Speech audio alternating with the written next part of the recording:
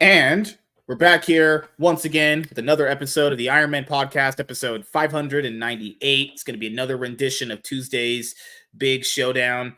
We've had a interesting weekend, so to speak. There might have been a race of people potentially may or may not have been eating actual animals. So not only do Asians eat dogs, people in our country that may or may not have invaded us legally ate animals too. Are you excluding like cows and stuff? I'm just saying, like, we all eat animals except for vegans. I am proud of it. I love putting meat straight in my mouth, actually. But I hope you guys I hope you guys had a great weekend, actually. And as I always say, if you make it to the next week of whatever month of whatever year, be happy for that, because you could be, diagnosed with cancer, you could get shot, you could be in a car accident, anything could happen. You're lucky to be here for another day, and that's good. But make it count. Go be awesome. Go be productive. Go do something. Never just sit on your couch, unless you have days off, because we all need days off. But outside of days off, making sure you're working and getting stuff done. Or you're broken like John is, because his whole body's broken down. But when John is not broken down, he'll be actually going back to work, like most people. It probably sucks just sitting at home every day at this point now. Holy shit. Yeah, I'm getting a little. If you work from home, just saying. Crazy. I imagine it's getting kind of tiring just sitting at home all day at this point now. You're like, damn, wake up, do content. I mean, maybe the grass is greener on the other side and you just wake up and just do content. But the thing is, we're not getting paid enough for that. Like, if I was getting actually paid what I got paid at my job right now to do this, then I would be more happy, because I'll be even more enthusiastic to make content. But, I've been always doing this for fun. I've always did it for fun. I never even did it for money. Even when I got paid off that other bigger channel, you guys know I had, it was great. It's making some pretty decent money, but it was decent money enough to like pay some bills on the side. It wasn't anything what was decent life-changing. So YouTube pays every month. So when I would get like about 300 or 400 views of video, it would be like an extra $200 a month plus membership. So like, highest was like $250. Nice. Lowest would be like $120. And that's just extra money I would just put on like my phone bill or like my internet bill. But to be fair, I will say that does save you money. The money you take it from this pays off a bill. My YouTube channel pays for my StreamYard. Yeah, it's going to do that now because, the StreamYard payment went up to like $44. I would think if it's going to go up to $44, you could like stream to more destinations, because the base version is 3 destinations. But if you pay for the higher tier, you could do like 8. It's like, if you're going to upcharge people on some bullshit, right?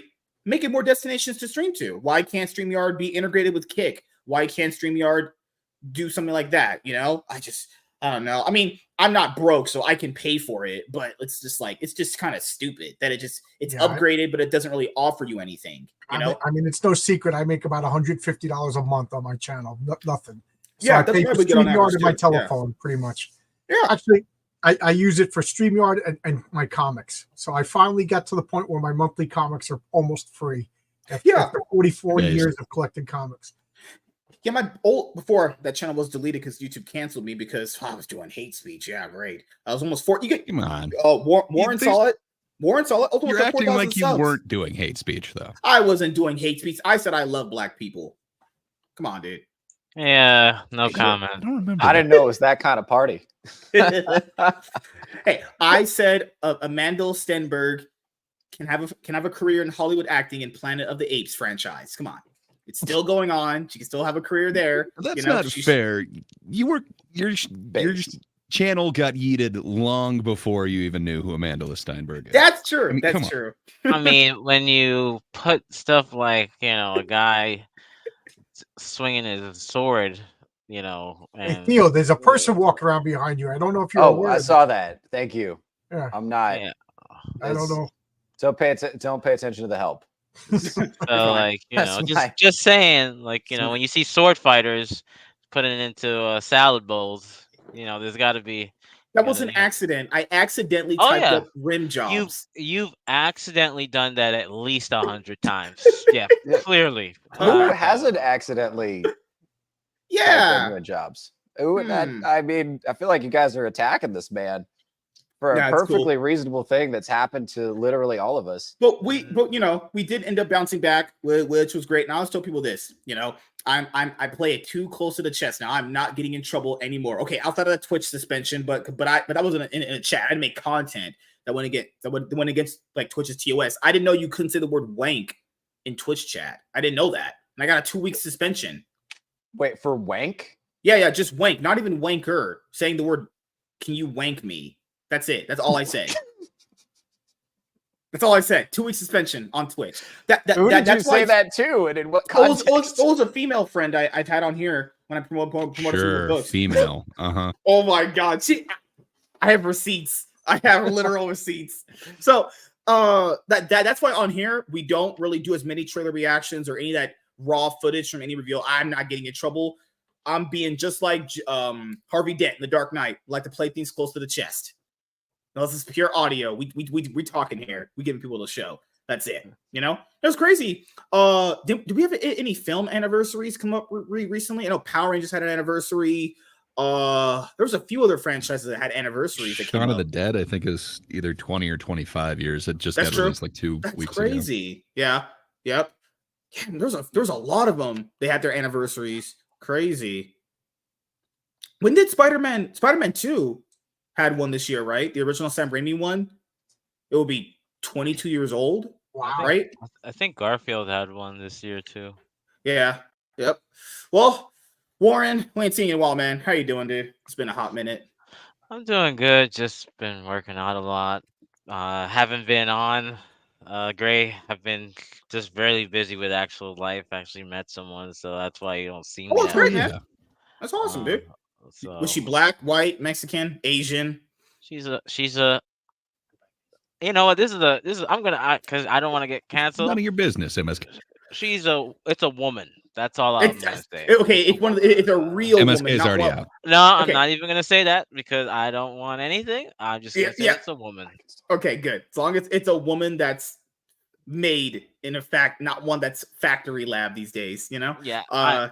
And I've been just work's been busy with what I do, so it's been good. I've been actually watching a lot of LCS. Actually, I thought it's gonna. You've been keeping up with League still, actually. Yes, still keeping up with League. This is gonna sound funny. I think LCS is way better than LEC at this point. That's not a hot take. I think Fnatic is the worst team going into Worlds for the West. They're gonna get butt raped. I don't know if we can say it on YouTube. They're going to get butt stuff done to them at Worlds. Asians are going to bend them over, and dildos will be flying in that ass. This is so trash. It's definitely going to be some cannolis being filled up. So, yeah. I'm sorry, YouTube. I'm not being violent. I said that in a metaphorical term for League of Legends purposes. But yeah, man. I just been busy studying. I also studying so I can make more money. But awesome. It's been a busy year for me. So. All right. Is that a Thunderbolt symbol that you're using? Yeah, buddy. Yeah. Been a Thunderbolts fan since 2000. Since 2007. It's been a Thunderbolts fan. Hell yeah, man. Oh, are you hyped for the new movie coming out? Actually. Yeah. Yeah, I am. I think that people are hating on that movie before it gets released because, and this is just my take. I think that. We're gonna get a team that's not overpowered, and I find that more relatable because how can I relate to the God of Thunder when I don't have like that team's a little bit more relatable. They're fighting someone that's clearly overpowered, so that makes it even more interesting. Who are they fighting? Who's the villain? Valentina, Madam Hydra, she is basically puppeting the Sentry. The Thunderbolts are gonna fight the Sentry. Oh, okay. And we know the Sentry could literally just, Sentry's pretty strong. Let's just say flick his finger and flick someone's head off by just flicking his finger to someone's head. So I flicked a woman's beam before. Does that work? Yeah. Not true.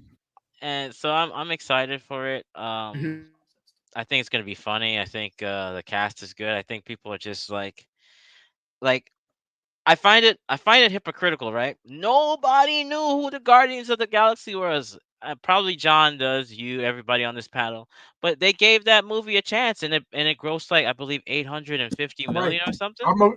I hate when people say like I've been saying like Marvel needs to have a lead female, like a powerful female, and I said there's nothing like the Valkyrie. from the Defenders, like Brunhilde with the blonde hair and the spear and everything, not this drunken idiot that they got in Thor. Yeah, I don't like her. But everybody's like, well, nobody knows who she is. I'm like, did anybody know who John Wick was the day before the movie was released? Did anybody know who, the Guardians of the Galaxy were? You just make a good movie. Nobody knew who Carol Danvers was, and now there was a movie about her. I mean, unfortunately, now everybody knows who she is. There were a couple. Unfortunately, Brie Larson. Iron Man wasn't that big before the movie came out. That's what I would say. Just give it a chance. The worst thing it could do is just disappoint you. And if you didn't like it, we're gonna not hear the end of it anyway. People didn't like it in general. Blade.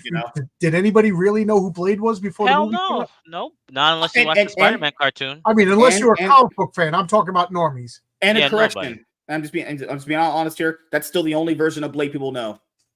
Well, it's the only good. So far, it's the only, really check out.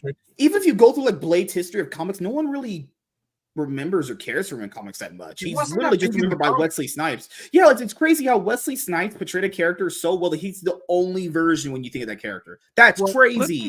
He was. Let's be realistic. He was not even a Z-list character. You know what I mean? He was nobody. He appeared in a Dracula book first. I mean, he was on a bunch of teams though. Like those team ups were pretty awesome. I would say he's high B tier. Like I would say that too. Now, but when the movie came out, nobody knew who. God, man. Yeah. So my thing is like I saw one. I hate these. Hate's a strong word. I don't like these. I saw a content creator on Twitter's like nobody cares for Thunderbolts. I'm like, bro, do you know how important the Thunderbolts are from like Civil War, from like after Civil War, like after even. But tell that guy nobody cared about Guardians of the Galaxy 3 days before the movie was released.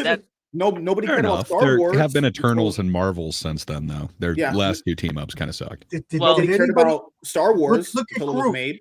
Just saying, just got it.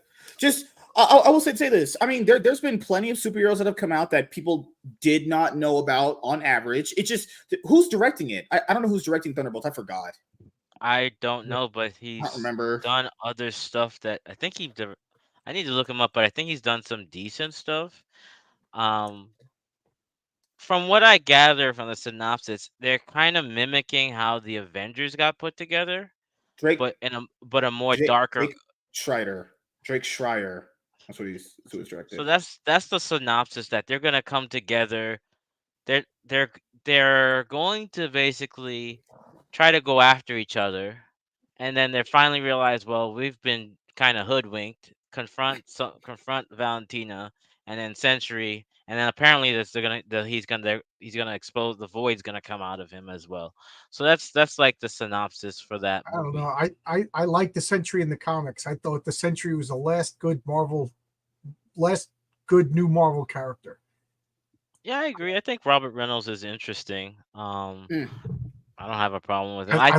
I love the whole hoax that they did. I mean, I don't want to sound like elitist and everything like that, but when they announced it, I was like, okay, I could see Stan Lee making a Superman character and then shelving it, thinking, okay, we're gonna get sued, and then pivoting to a Thor or something. And then I knew something was up when they announced the name Artie Rosen was the artist. And I'm like, there was no Artie Rosen, but I was like too scared to voice something, because I'm like, what if I say it and there really was one? Like I kind of like but they took Artie Simek and Sal Rosen. They took two names that sounded familiar, combined them together, and said that was the artist. Jack Kirby did a little design sketch that I thought I bought this hoax. And then when you realized his story and everything, and I still am not 100% sure if it's supposed to be retroactively he's from the beginning of Marvel, or he just came out right then and there and his powers are manipulating people's memories and stuff. I think it's kind of a brilliant character. And then they just got rid of everything that was cool and just made him like a I don't know, a tank or whatever it is, and just got rid of all of his subtleties. Once I'm trying to remember the guy's name who created him. It's good. Not Paul Jurgens. Hey, Cat. Paul Jenkins, I think it was the writer, right? Well, and before the Thunderbolts come out, I don't know that much about them. I'll probably just get a few trades and read about them, honestly. Where do you start with them? Do you start with... You start from when they first came together after Onslaught killed everyone. That's when they first made an appearance. They got their own ongoing series, right? I know recently they got some stuff released with them too. Okay, and there's like Savage Thunderbolts or whatever. Well, they debuted in Hulk, and then they went right into their own comic. Okay, okay. I'll just read about them. You know, it's a cool another characters to get into and know. It's a good comic. It's a really good comic. I don't want to ruin the surprise if you don't know what's going on. Yeah, it's like the ending of that comic, because I'm not spoiling anything. Like John said, it's like top 10 endings of like between DC and Marvel that surprise at the end of the comic. Yeah, it's a really good twist. I may or may not be buying it right now, so let me see. Let me go see what I got. Okay. Theo, Snodgrass. New guy here who's been coming on for Tuesdays because I need help here on Tuesdays because I can't pay John forever because he's gonna go back to work, and I don't pay Gray at all because he's a cloud chaser, and Warren's black, so he gets reparations. So if I was a cloud chaser, I wouldn't be here. That is technically true. Bro, you're surrounded by haters. I hate to be the one to draw attention to this. You got nobody supporting your dream up in here. Hey, I just like Trump. If it wasn't for the haters, he'd have nobody. Jeez. I'm just like Trump tonight, 3-on-1. It's okay. That's it's fine. crazy to me. I'm just kidding. Can I ask you guys something? I don't want to derail the whole discussion. Let me ask you guys something. Are any of you actually seriously optimistic about the future of superhero movies? And if so, why? I feel like this is where Westerns were in like 1977. Yeah. Like they're not about to be dead, but people are tired of the shit. Are we really optimistic? I don't think people are tired of the shit. I just think they've been making bad movies. I let John. Yeah, that's what does it. That's what causes superhero fatigue. That literally does cause fatigue. If you make enough bad stuff in a row, people will literally just get tired of it. That's actually how I've checked out. I don't give a shit about Star Wars anymore, at all. Yeah, I'm completely burnt out. Like it hurts. I don't know why anybody's talking about Star Wars. The last movie came out in 1985. To be fair, the last movie came out with Return of the Jedi. Actually, right? The last Return of the Jedi. What was that? You weren't even born yet, MSK. You know what I mean? Yep. But yeah, Star Wars was two good movies, one decent movie, and that was it. Why does anybody? I don't know why people are still talking about Star Wars. I mean, $1 billion franchise. Or Star Trek. To answer when Voyager was canceled, that was the end of Star Trek. To answer Theo's question, here's the thing: all good empires have to fall at some point and rebuild themselves, right? it happens. It's a cycle. It's the Ouroboros. It's the cycle. You bite the snake's head and it bites back again. So here's the thing. That's true. We got a great first and second phase, right? Like, and so they're thinking, okay, let's just spew out nonsense, because like when I say nonsense, let's just spew stuff out, because everything else we took it, they did it, so they're not gonna care. But then people decided, let me actually sit back, use my brain, and watch what's going on. And like John said, it was crap. I think probably over the last 4 years, we've maybe got 3 good movies. I would say 3 good movies at best. I agree with how do you say your name, Warren? Yes. Well, look, do we have superhero fatigue or do we just have movie fatigue? Look at the box office. It's crap. Yeah, well, that's true, because look at Oppenheimer. Movies, what in the past? Well, since COVID, how many movies were blockbusters? Do you have a number range? You mean like $1 billion movies, or like movies that made some actual good money? About 5 movies made actual money over the like. I can only think of Barbie, Oppenheimer, currently Top Gun, Inside Out actually made a lot. Inside Out did very well. Inside Out 2 is the leader. But here's the thing: No Way Home and Deadpool. No Way Home and then Deadpool 3. Those were $1 billion movies, though. Yeah, so in 3 years we could name these movies from memory. You know what I mean? And go back to any other 3 years since Hollywood began. You can't just there'd be too many movies to remember. You know what I mean? Like we're not going through a superhero fatigue. We're going through bad movie fatigue. Nobody's going to the movies to see crap. Exactly. I've always said it like this. I think both are true statements in their own way, right? Because if you look at the bad stuff superhero movies have come out, it's because it's not just Marvel. Like DC's barely put out a good superhero movie at all since 2013. Like in that universe, do people have any favorite movies outside of like their 2 out of like the 13 that came out? I only have like 2 that are 3 that are like good, you know.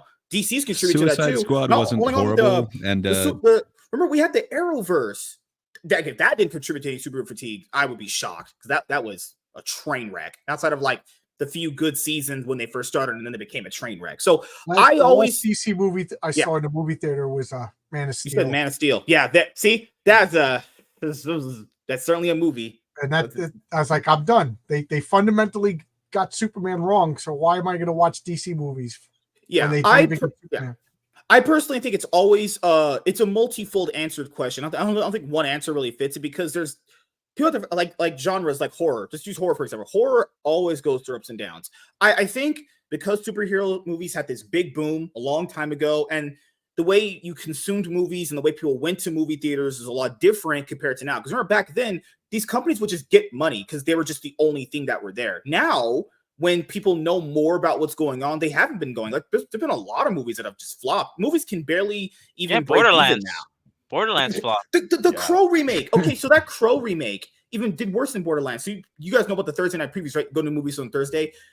The Crow remake made $650,000 in Thursday night previews. I'm not shitting you.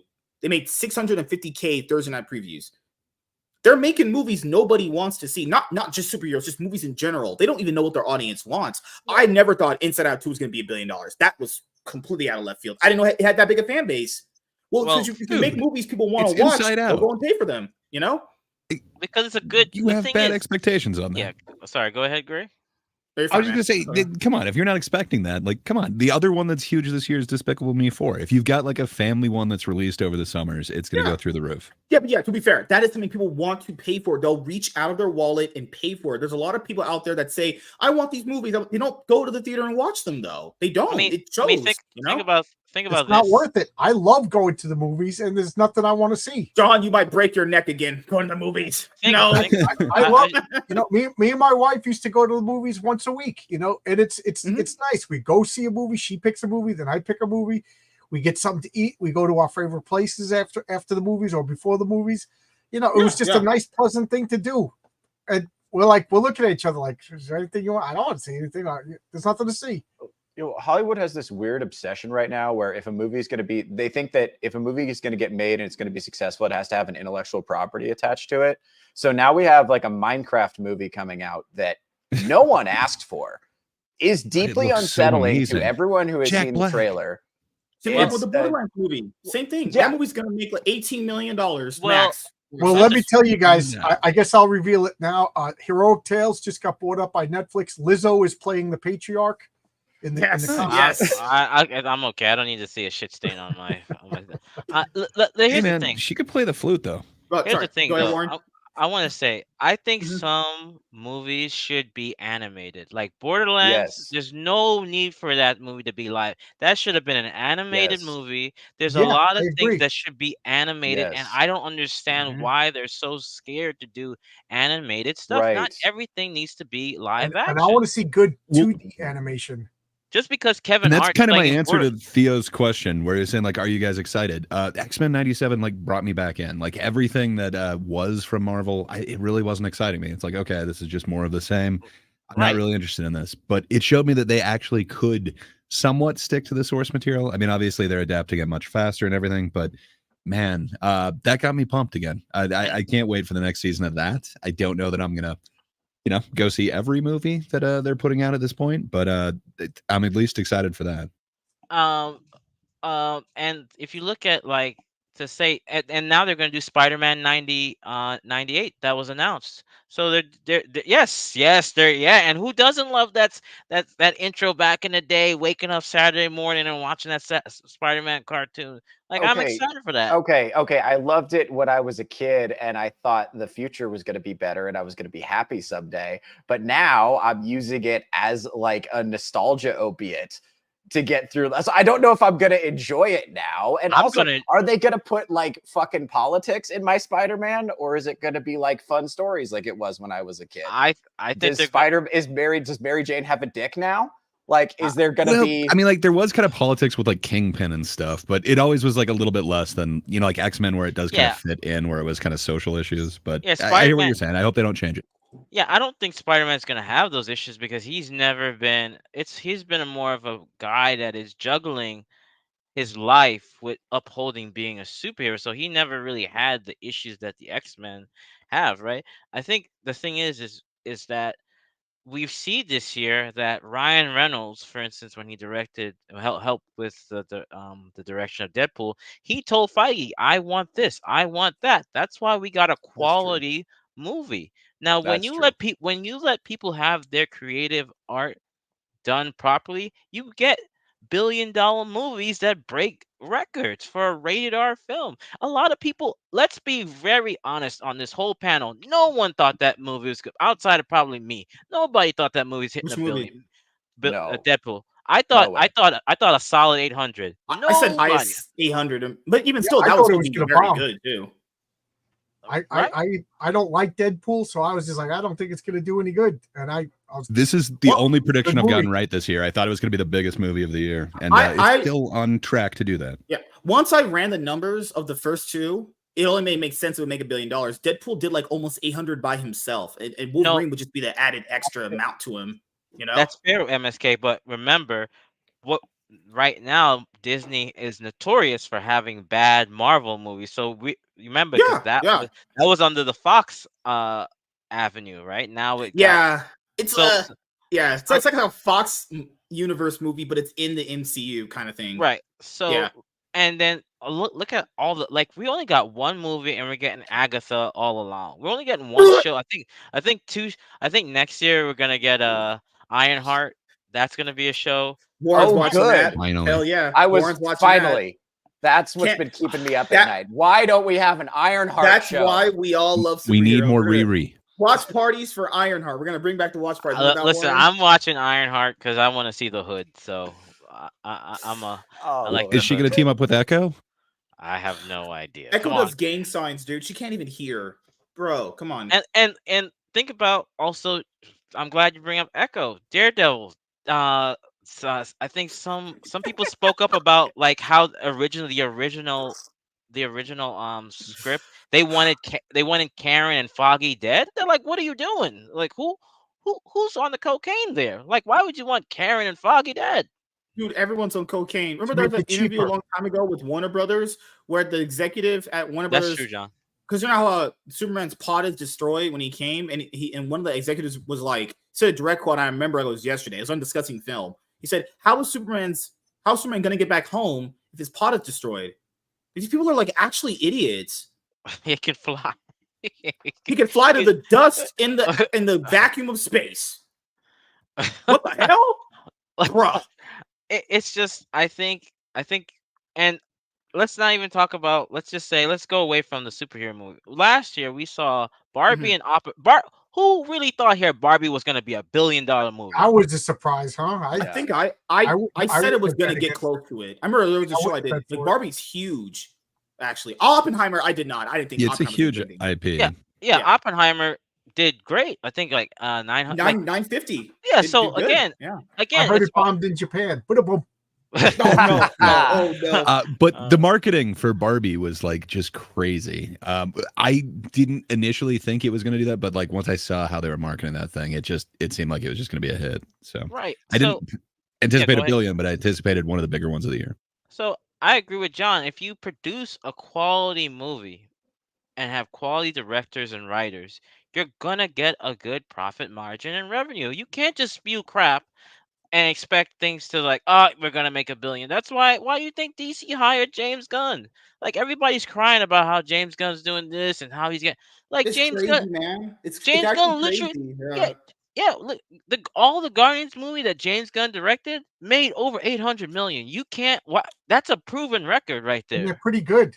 And they're pretty good. And not just money, word of mouth. People actually like the super movies he's producing. He has the money aspect and the money track record too. Like, outside of, I haven't seen Guardians 3 yet, so I can't speak on that. I didn't think Guardians 2 was as good as number 1, but it was still solid overall. I didn't hate the movie. I like Suicide Squad. Movies were pretty good.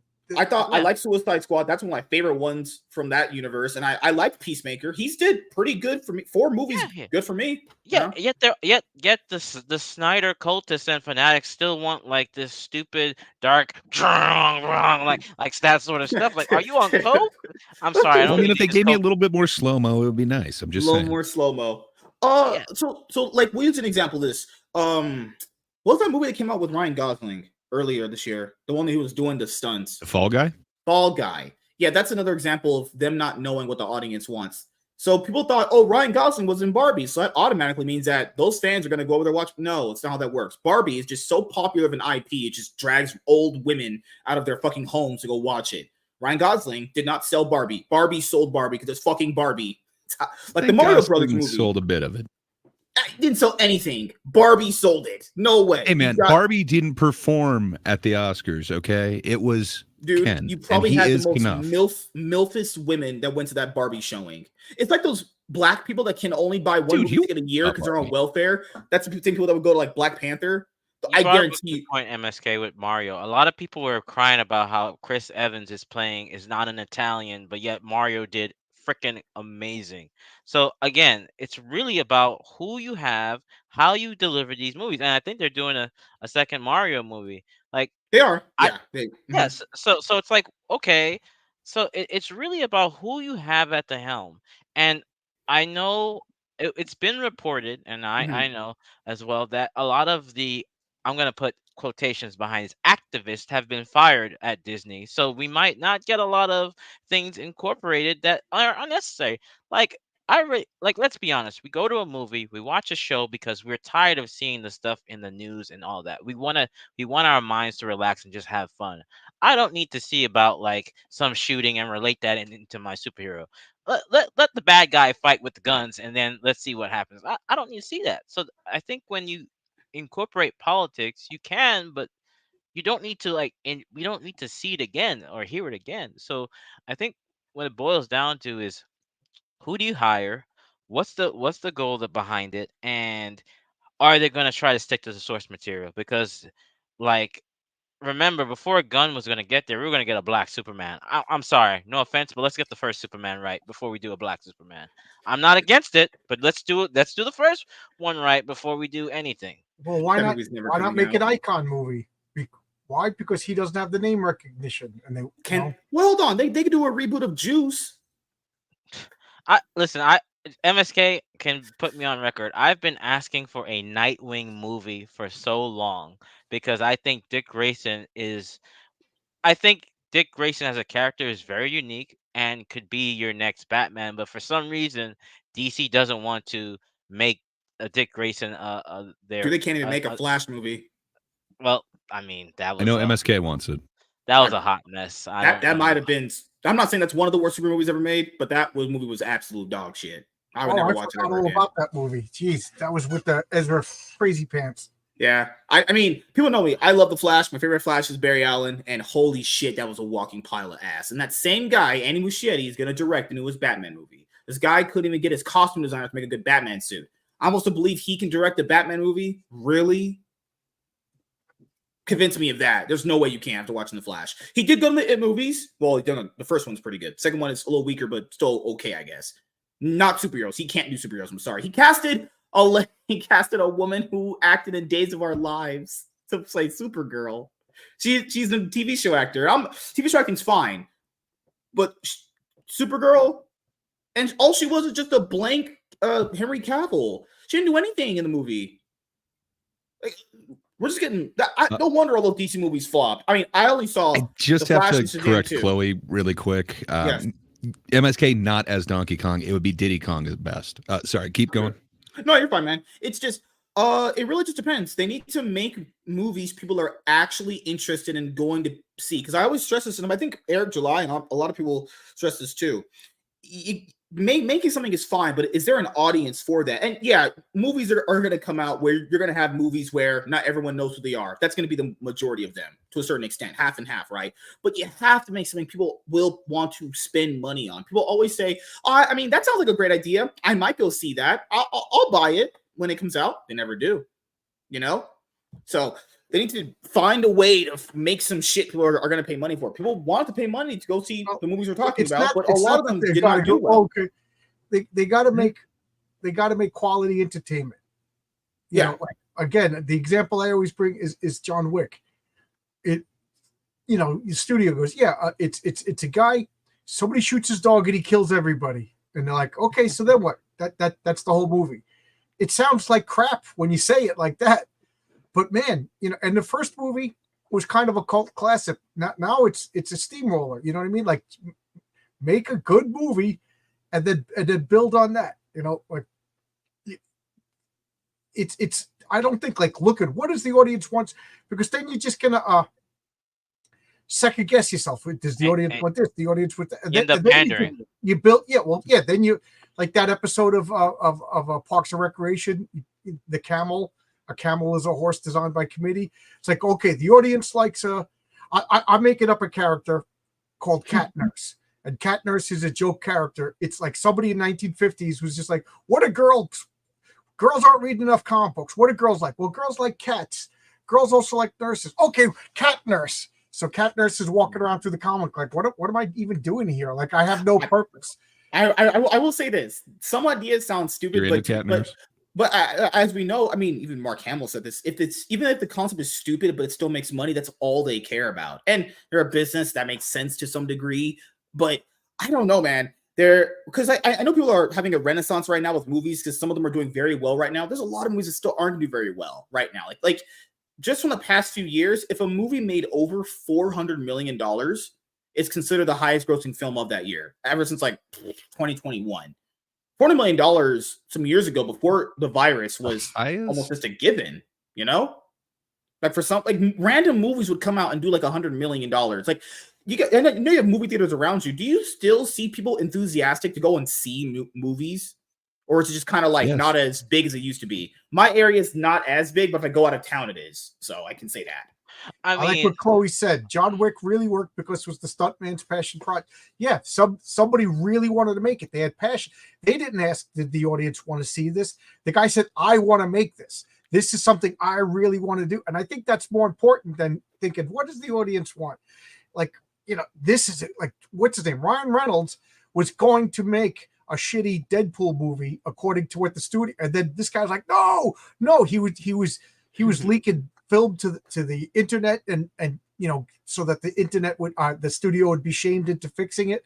This was his passion project, and it showed. He's got 3 freaking billion-dollar movies out of a character that I don't know. I don't like Deadpool, but I like that Ryan Reynolds was passionate about it. John Wick, again, a stuntman said, I'm going to make this. I want to do this. I want to do it right. And the director had some talent.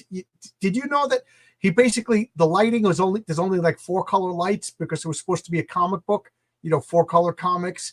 So look at the lighting in that movie. It's so stylish. These guys didn't say like, what the audience wants? A stylish movie about a no-name assassin. They just made an artistic, clever, passion movie. And that's what we want. We respond to that. That's what I was saying earlier. So you're basically saying the audience is going to respond to authenticity when they see it on screen. Yes, thank you. I couldn't think of that word. Thank you. Yes, that's exactly what I'm saying. I'm a genius here. I do the thinking. Yeah, there you go. If and sometimes those kind of movies they flop because it is throwing dice. You know what I mean? But how many people like I'll say like Dark City was a brilliant movie that nobody saw at the time. I don't know. Was it just up against another movie? Was it just it got lost in the shuffle? Like everyone talks about the Matrix, but nobody talks about Dark City. It's awesome. Yeah. Speaking of Thunderbolts, I'm gonna just get the first 2 Epic collections, and then you have Hawkeye Thunderbolts after that, and then after that you have like the newest Thunderbolt stuff, Acceptable Losses, and you have How to Lose.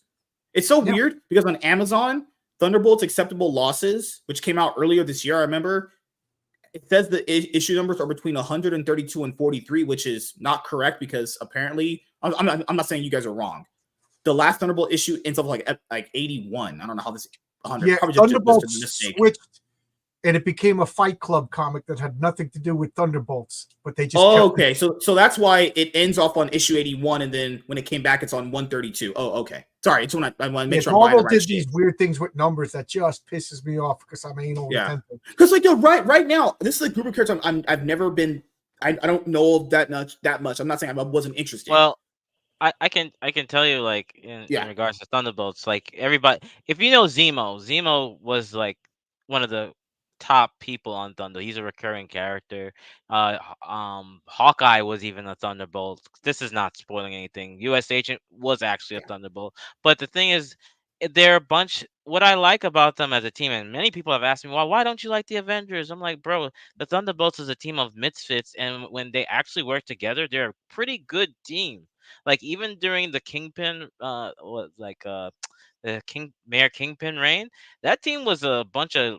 It wasn't the greatest team, but they know how to. It was just good writing, and good action in the comic. So that's why I like them. But I bought the first Epic collection. I'll buy the other Epic collection, and then I'll get the Hawkeye It's hard stuff. to tell you why I like Thunderbolts without spoiling. Right, it's fine. It's just okay. Yeah, but you know, when you read it and you know the reveal, remind us, and I'll tell you what I like about it. And then you'll give me your comic book channel, right? Yeah. All right. But and then Warren will get me laid with hot ladies. No, but I think what we're seeing now, between 2023 and, because I'm not sure. Well, Avatar made $1 billion, but I don't count that. I don't count 2022 because that was the year.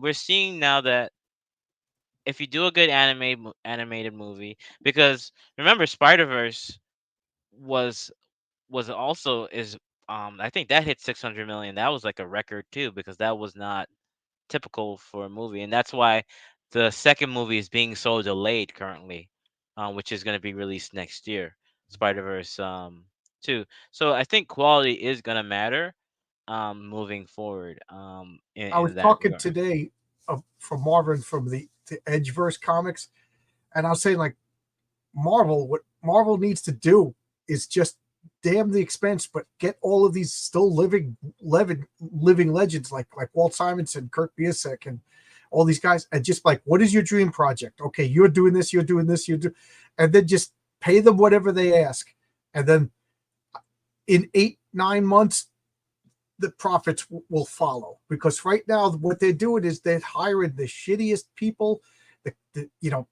Everybody, like Warren says, everybody likes superheroes. Everybody likes quality. Everybody likes passion projects. Well, not everybody.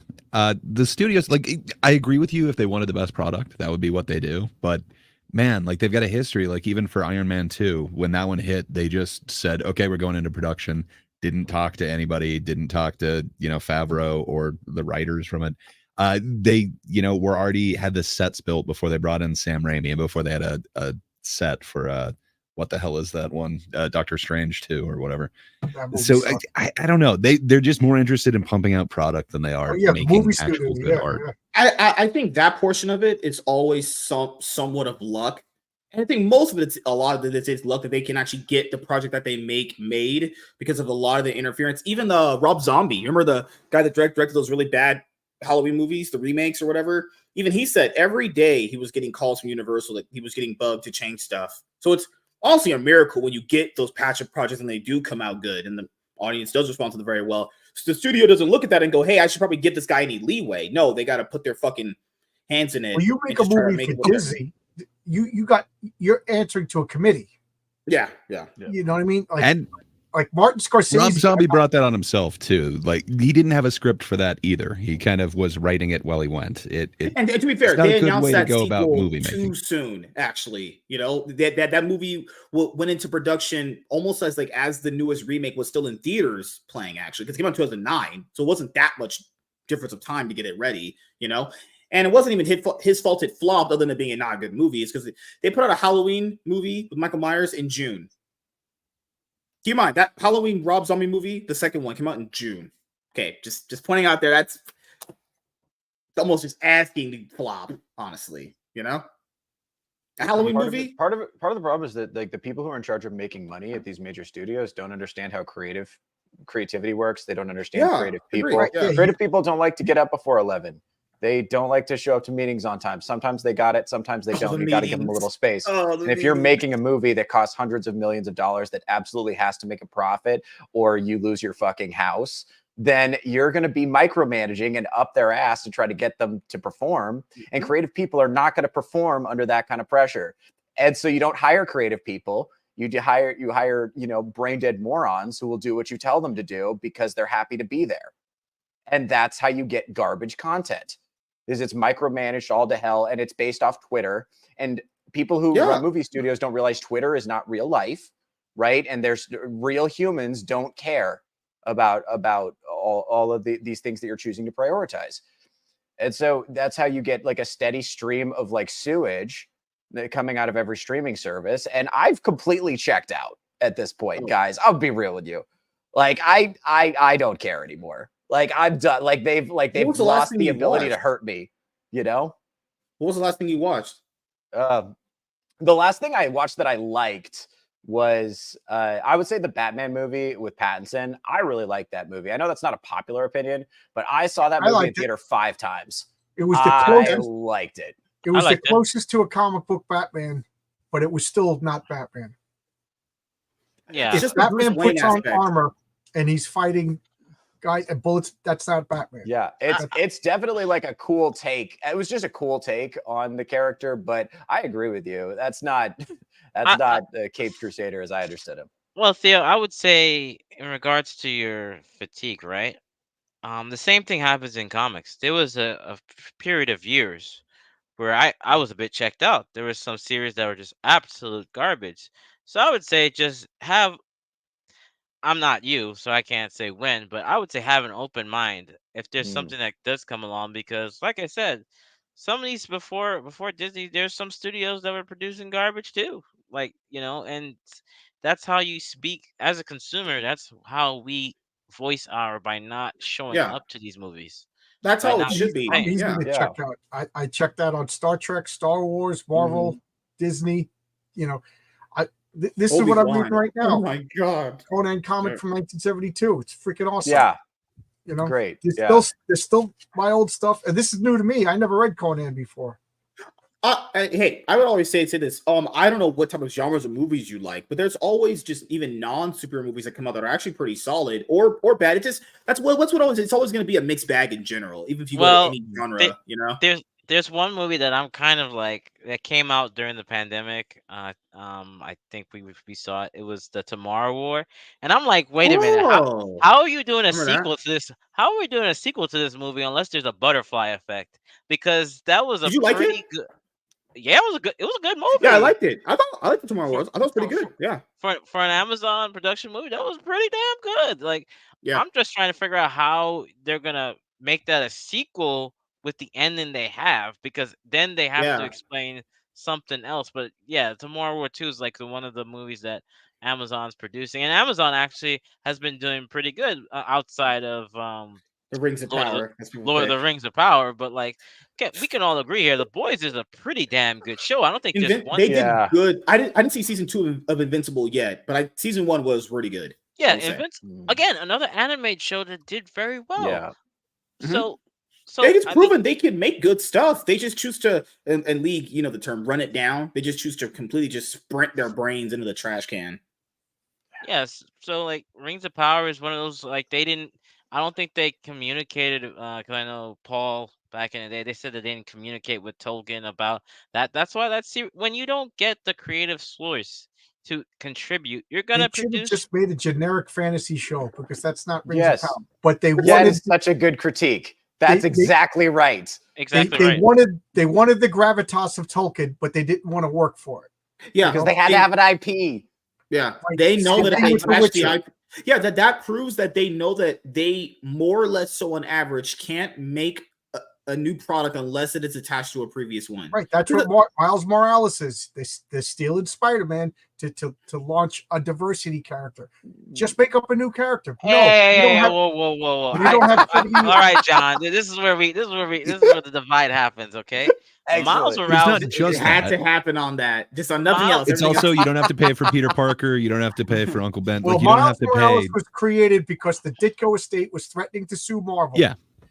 Exactly. Because Spider-Man is coming up into public domain not too long for. So Marvel decided what we're going to do is we're going to create a new Spider-Man to specifically to screw over the Ditko estate, but if this lawsuit goes out, we still have Spider-Man. So I hate Miles Morales because he scabbed Spider-Man. We all pretend to like the creators, and now we're all siding with the mindless, heartless corporation to screw over the Ditko estate. And Miles Morales will forever be Scab Spider-Man. He's Spider Scab. He's a piece of shit character.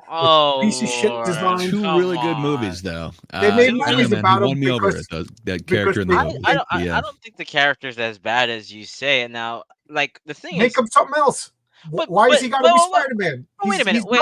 Hold a second. He's not. He's Miles Morales. Let's throw a spade because I think Batman has 7 proteges. Let's go with Red Hood. They shouldn't be. Come on, stop Batmans. it. Stop it. So we're saying Red Hood's terrible. Tim Drake's terrible. No, they got different names. Cassandra Cain's bad. Come on. Are we really on? Give him a different costume and a different name. They're stealing all the gravitas earned by Peter Parker, throwing it on somebody who didn't earn it. Didn't they already do that with the Clone Saga too? Out the creators' rights. There's nothing good about Miles Morales. If I was to take over Marvel Comics, I would take Miles Morales and I would change his name to Zeitgeist. And this is what I would do. Spider-Man was popular. He became Spider-Man. Then a little while he was Thor. I would make it so that he is some sort of mutant who changes his power sets every couple but then years. we need to get rid of Ben Riley. We need to get rid of Kane. We need to get rid of Gwen Stacy. I'm pretty sure Ben Riley's not liked. Nobody likes the Spider clones. It's so stupid. But they need to get rid of Gwen Stacy. They need to get rid of Brock. They never. She should have been. She died in 1974. She never should have came back. But Eddie Brock is even though that's Venom and a completely different character, that's spawning off of Spider-Man's. Right, but it's got a different name. He's got a different costume. You can't just call yourself. All right, I'm a Chinese guy. I'm going to put on a costume and I'm Batman now. Wait a minute, Michael Jackson did it. What's that? Michael Jackson did it. But we've seen in both genres, both comic companies between and I'm not saying you're not wrong. I like Miles. I'm okay if you don't like him. But we've seen like monikers been taken over, mantles been passed down. So this is no new trope. Also, why are we shooting down this Chinese Batman idea? I think that's got some potential. What are we? It's about time. We're just throwing that out. What's that? This is gold. Let's have a Norwegian Batman then. No, I will say this. I'll say about Miles Morales. When Nightwing became Batman, nobody cared because Dick Grayson earned it. That character's been there. Well, they swapped it back really fast. I didn't notice that. They swapped it back. Like really when Bucky fast. became Batman. I mean, when Bucky became Captain America, nobody cared. I don't even care that Carol Danvers became Captain Marvel because Carol Danvers has been there since 1968. She's been an interesting character. I just don't like what they did with her as Captain Marvel, but I have no problems with her becoming. Matter of fact, I was one of those people that was like, "Who's this Monica Rambeau? She can't just become Captain Marvel." Like, but I grew to like her because they made her interesting, and there was no Captain Marvel at the time. Like right now, there shouldn't be 14 Mr. Fantastics. We got the Mr. Fantastic from one character. And then what you do is you dilute that every time. Like, I don't like 900 Supermans. I don't like 900 Batmans. If I turn on the TV and there's 14 Captain Kirks, isn't that just silly? Yeah, but I mean? I'm not. But let's be real. We're not going to have 14. All I'm saying. No, there's a multiverse now. There's 2 Captain Kirks. We got. There's a Kirkiverse. Yeah. Well, what I'm saying is I'm not. You're right. You dilute it. And I agree. I'm just saying that we've had like Miles been around now going about 8 years now. 2012 he's created. Yeah. Yeah. So he's been around for. In a comic book standpoint, he's relatively new. Right. Now, I'm not saying he's the best character, and I get your gripe, but we can't be crucifying him. But then we have Wally. We have Wally West. We have Barry Allen. We have Jay Garrick, and yes, these characters, but they're all Flash. At the end of the day, they're a Flash because it's the mantle that's being passed. The mantle is being used now. Can you? Let's just say I can agree with Jay you. Garrick and Barry Allen. I mean, it was. And Wally West. Superheroes were good. And there's and a Bart historical Allen. reason why we have Jay Garrick and we have Barry. But they're still Flash, though. You can't have Barry Allen and Wally Wood. I almost said Wally Wood. Wally West being Flash. There's one name that drives me nuts. I agree. But these are my rules, guys, and I'm a crazy old man. So I agree. I think you got one superhero. So I will allow Batman. I will allow a female. So there's Batman, Batwoman, and then I'll Kid Batman. They had one. It was called Batman. Right. Warren, do you accept his offer? What I agree with him is that sometimes there have been some crappy Miles Morales comics. I would say there's maybe a few. So that's where I do agree with John. There's not all of Miles comics are good, but there are the very few. So again, this goes back to the same thing. If the character's created and the writers are horrible, you're not gonna gravitate to that. I will say Into the Multiverse or whatever the first one was excellent. Into the Spider-Verse. That was an excellent movie. Made me actually like Miles Morales for the first time. I will say this. The only issue I have with when they do the whole family things is like Batgirl to Batwoman. That's so uncreative, though. Not from the characters. They're two different characters, but Batgirl, Batwoman, isn't Batgirl just basically Batwoman? If you look at it, you can't call him Spider-Boy. They actually do now. There's actually a character called Spider-Boy now. Yeah, it was created by you can't call Miles Spider-Boy. Well, it wouldn't. And this is also another thing. There's millions of spiders. Call them a different name. Call them the Brown Recluse. Or is that racist? It's the thing with we're not going to go with that one. My issue I have now is maybe that Trapdoor Spider. There you go. Riri Williams is not a bad character, but when you look at Ironheart, you just see Iron Man. When you look at Rhodey, even though he's War Machine, you still think of Iron Man. That's the problem. He's got a different name. To me, I know it's silly.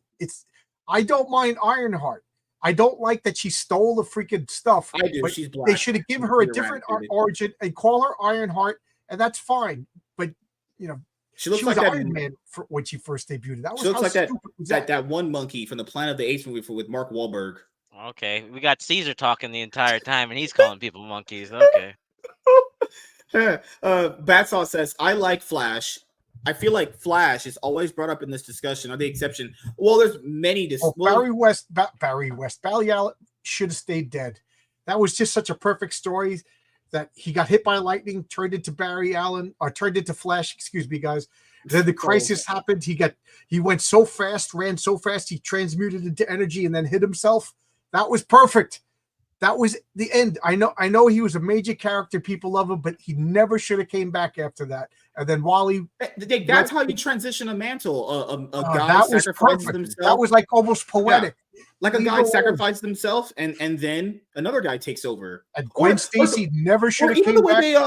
The way they created female characters was different too. Supergirl is fundamentally different from how Superman functions as a character. Way different. Right. She looks at humans differently. Superman. Yeah. She should get on her knees. Wait, they're cousins. Wait a minute. I mean, I don't know if I'd want her to. She might suck me into her entire stomach. So I don't. That's just not how that. That's okay. Oh my god. No, or She-Hulk. She-Hulk's fundamentally different from Bruce. Even Red Hulk is different from the original Hulk in many different ways. It just bothers me that he grows a mustache and loses a mustache when he transforms. I'm crazy, but I admit that I'm crazy. Yeah.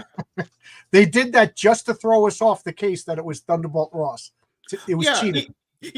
For me, I don't mind it as much with a different iteration of characters. I would say make them unique in their own way. Like people like Wally for their own reasons, people like Barry for their own reasons, people like Jay Garrick for his own reasons. I make them interesting in their own space. That's all you got to do. You could have many different, all of them kind of just blend together. Like Green Lanterns, like people like Hal. People like John, people like John, Jay, not Jay. The other one, the gay one, who wasn't gay before. Alan Scott. They also like the redheaded one. That's a hothead. I forgot his name. They're like Kyle Rayner. There's Kyle Rayner. Guy Gardner. Guy Gardner. Yeah. There's people like John Stewart. So if these people gravitate. Yes, it's the Green Lantern Corps.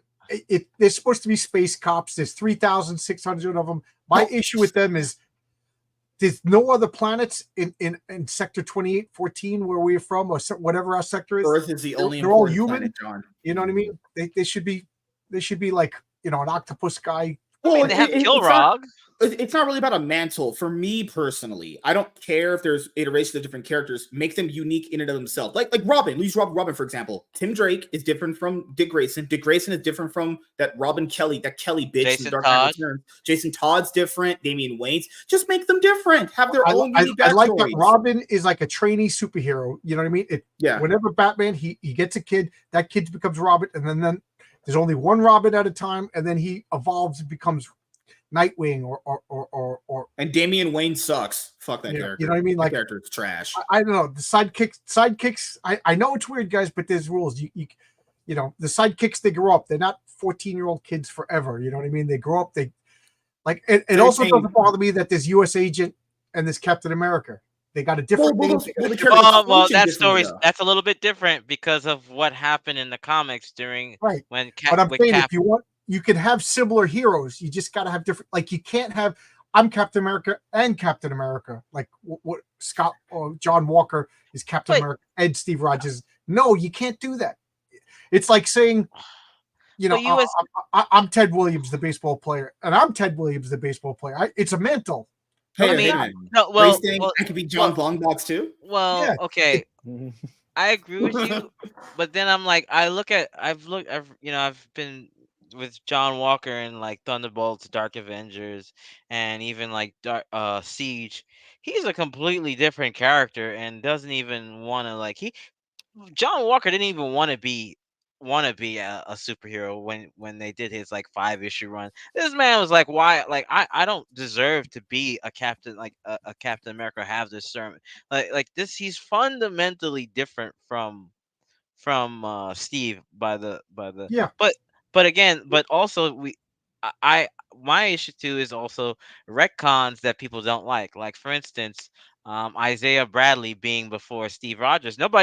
Everybody knows Steve Rogers is Captain America, but when you tell someone that Isaiah Bradley was the first Captain, they're like, no, Steve was. Well, no, Steve wasn't. Sorry, but they're like, you're wrong. Everyone now needs to change their name to John's Longbox. We're going to be all different variants of John. Let's go.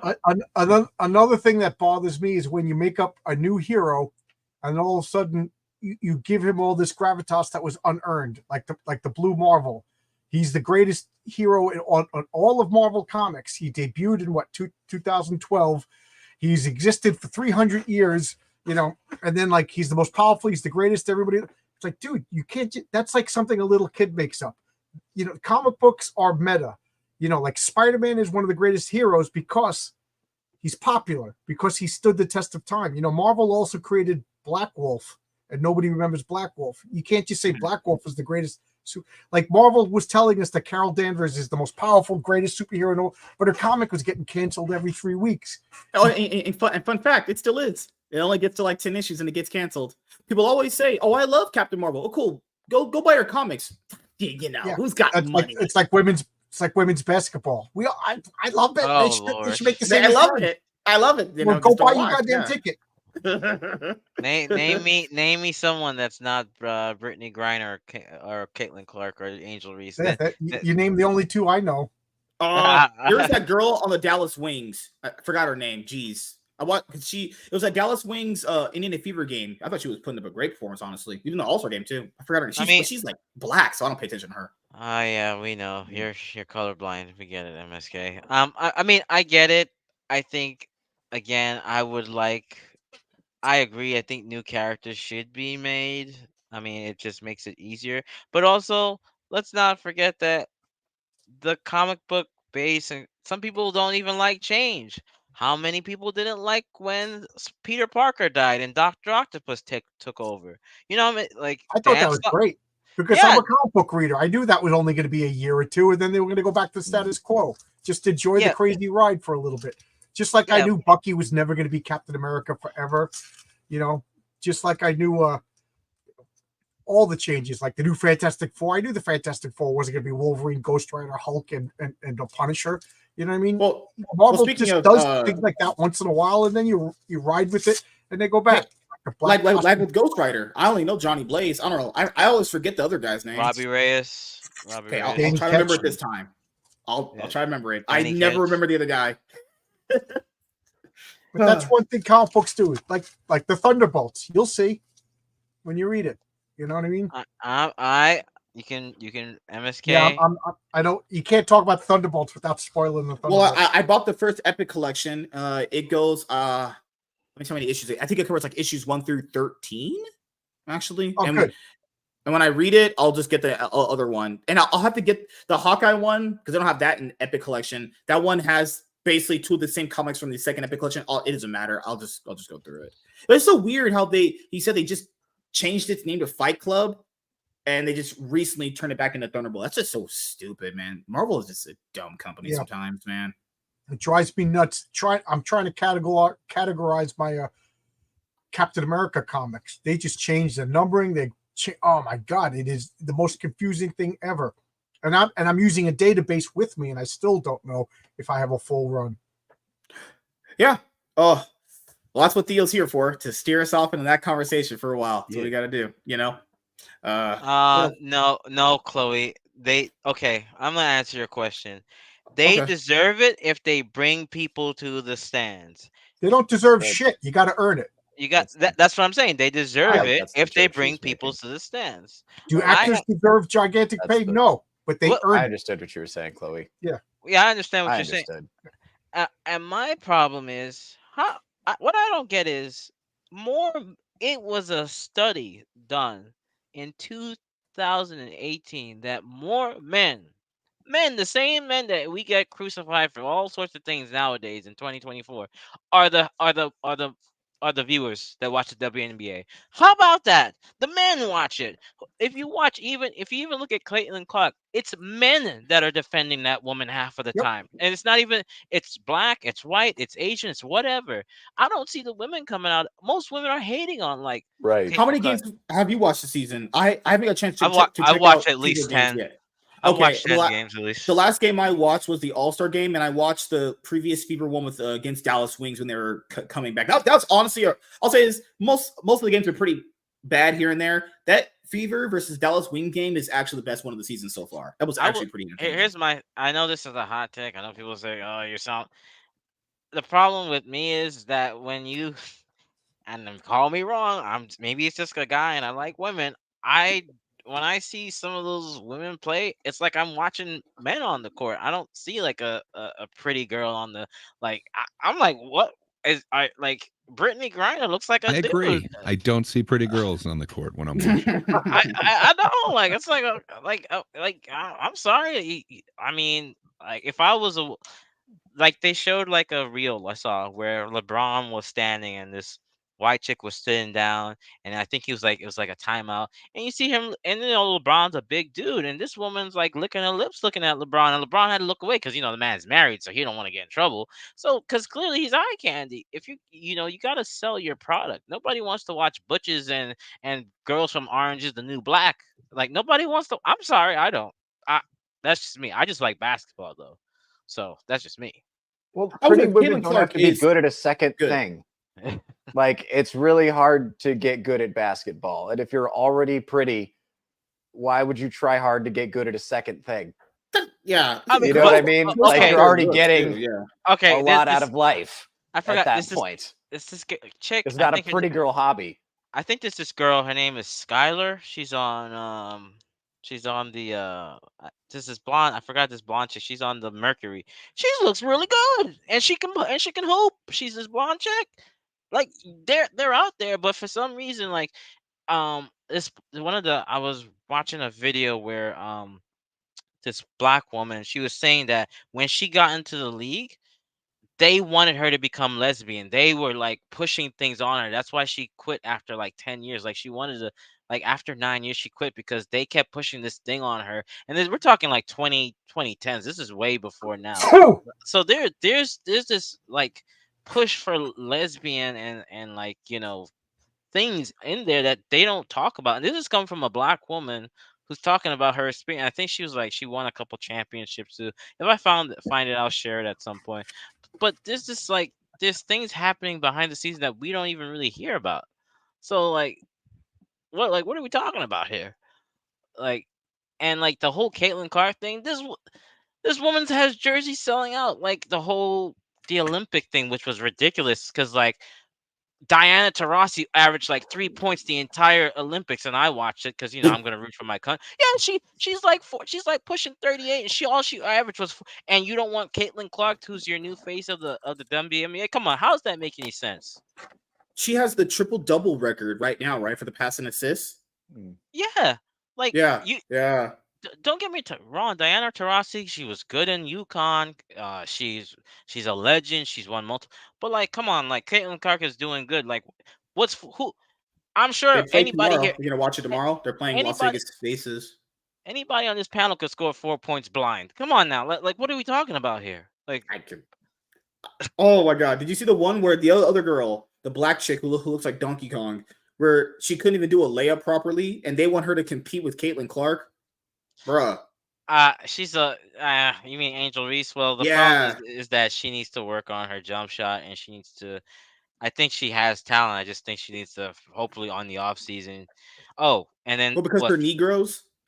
Yes, clearly MSK. But yes, I watch, clearly, as you can see, I do watch the WMA. I think it's, but they you gotta sell. You have to sell your product. You can't just expect money and you're not selling your product. They literally are. They're doing that thing that comics do, popular character, and they hope to create another character that rides the wave of a popular character. They're only trying to ride the wave off the NBA. I have to watch a few more games that I'm behind on for the end. If you're only really watch the Caitlin Clark games, to be honest here, but it's not all the games are completely terrible. There have been some actual banger. I mean, I've been watching the Liberty because they had the best record. I think they're 27-6 or something like that. They got they clinched the playoffs because I live in New York, even though this is a shit city now. But still, it's a great city. What are you talking about? Crimes down, taxes are great. Crimes down, please. I got homeless people taking a shit on the subway in a cart. You're kidding? Really?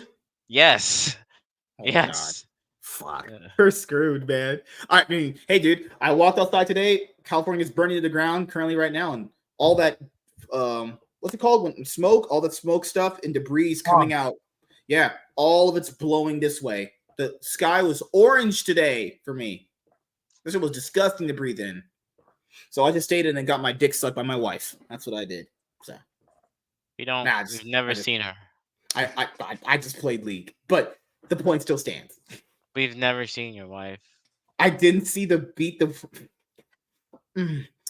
Hey, Chloe, if you ever want to get beaten by me in some hot sex, just let me know. All right, Chloe, I want you to know I understood your joke, but I couldn't help in real time. Somebody needs to white knight for Chloe on this. No, we understood. It's a solid joke. It's just what we're bringing up is that women always say, "Oh, we want this, and that." It's something that I talked about earlier when it comes to movies. People say, "I want this movie. I want this." Are you gonna watch it? Oh, I walked in on my husband and he was having sex with my sister and I had to divorce him. So, oh my god! Well, how's that relatable, MSK? How do you walk? I'm just pointing out that people, if you want to support something like you guys said, you're just gonna go do it. Man, I couldn't watch the movie, dude. My wife, she started fucking my mom, and I just couldn't go see it, dude. I had to get a divorce, bro. Shut up. That happened to my neighbor. Okay, well, not really. That just killed it. Right there. Goddamn, crazy. Well, I mean, you're right, MSK, because there was a guy that did in New York. He, he walked up to women and asked them, "Can you name me 5?" I remember that. Yeah, I remember. Yeah, can you name? And I'm like, wait a minute. So let me get this straight. You want to defend this, but you can't name 5 players. I could name play. Dude, right there, plays while I'm trying. Women are fake, dude. They just say the most performative, virtue signaling bullshit so they don't look like an idiot and just want to be a part of the crowd. A lot of them do that.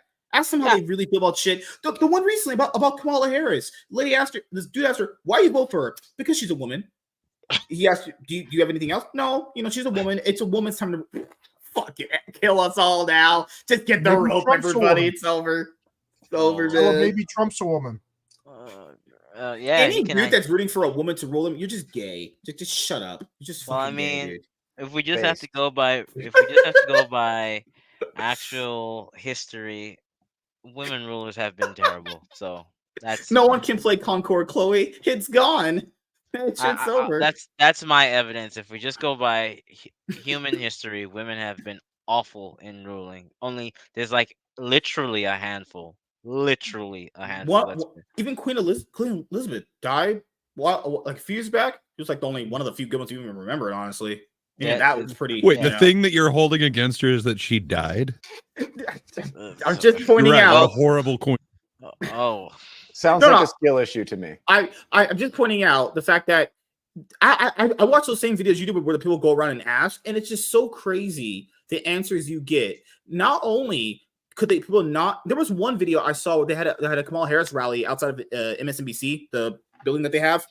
Asked her, guy just straight up asked the lady, do you know any of her policies? And she's like, well, no, I hope she would reveal those very soon. So, I mean, she is supporting someone she doesn't even know the policies of. Like, dude, women are stupid. I don't think that they're stupid. I think the thing is oh, sorry. I can't say that word. Fuck. I can't say it. I think the thing is that they hear these buzzwords and they just flock to it. Like the word, like one word that I don't like, and this is just me.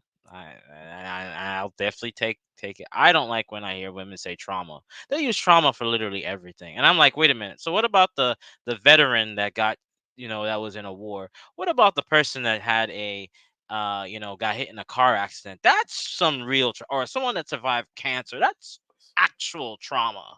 Like, that's just one thing that I'm like. Some other one I have. This is going to sound bad, but I don't mean it. Like women are heard. Like women are more social animals than men. It's evolutionary speaking. Men are bigger. Men go out and hunt. Women stayed in a group and gathered things together. You can call me an old timer. That's fine. No, it's true. For me, the example that I give is back in the 80s when I was a kid. We were all playing Dungeons and Dragons, and it was a boys' club. It was a sausage fest. No girls played D&D, but not one guy ever told a girl she couldn't play D&D. That's true. Never happens. It never happened. We would have loved it if we knew anywhere that there was a girl interested in D&D. We would have fought over getting that girl in our group.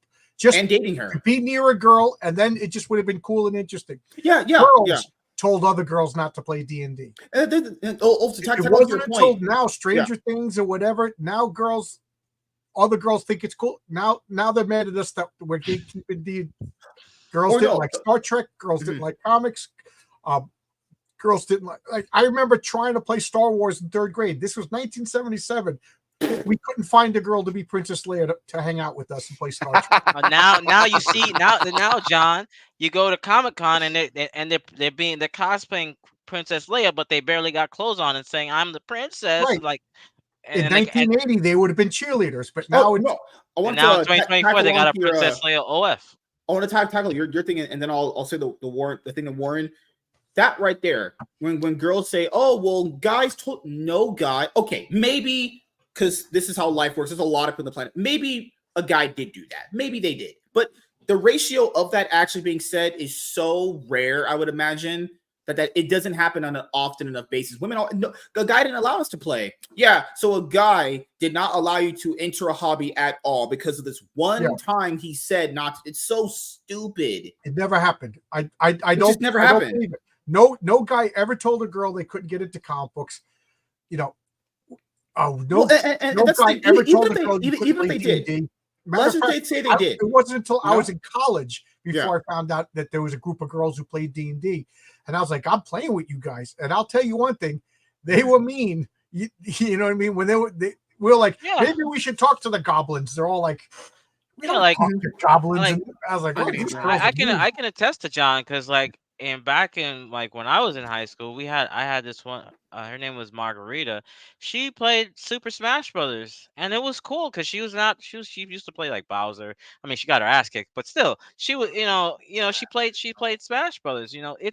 I don't know where they get the stipulation that you can't come into our space because it's guys. Like people just weren't going to deal with their bullshit. Because when girls come in, for being honest here, they start gossiping, they start whispering. No one wants to deal with that shit. To be honest. Oh, the other thing that Warren said.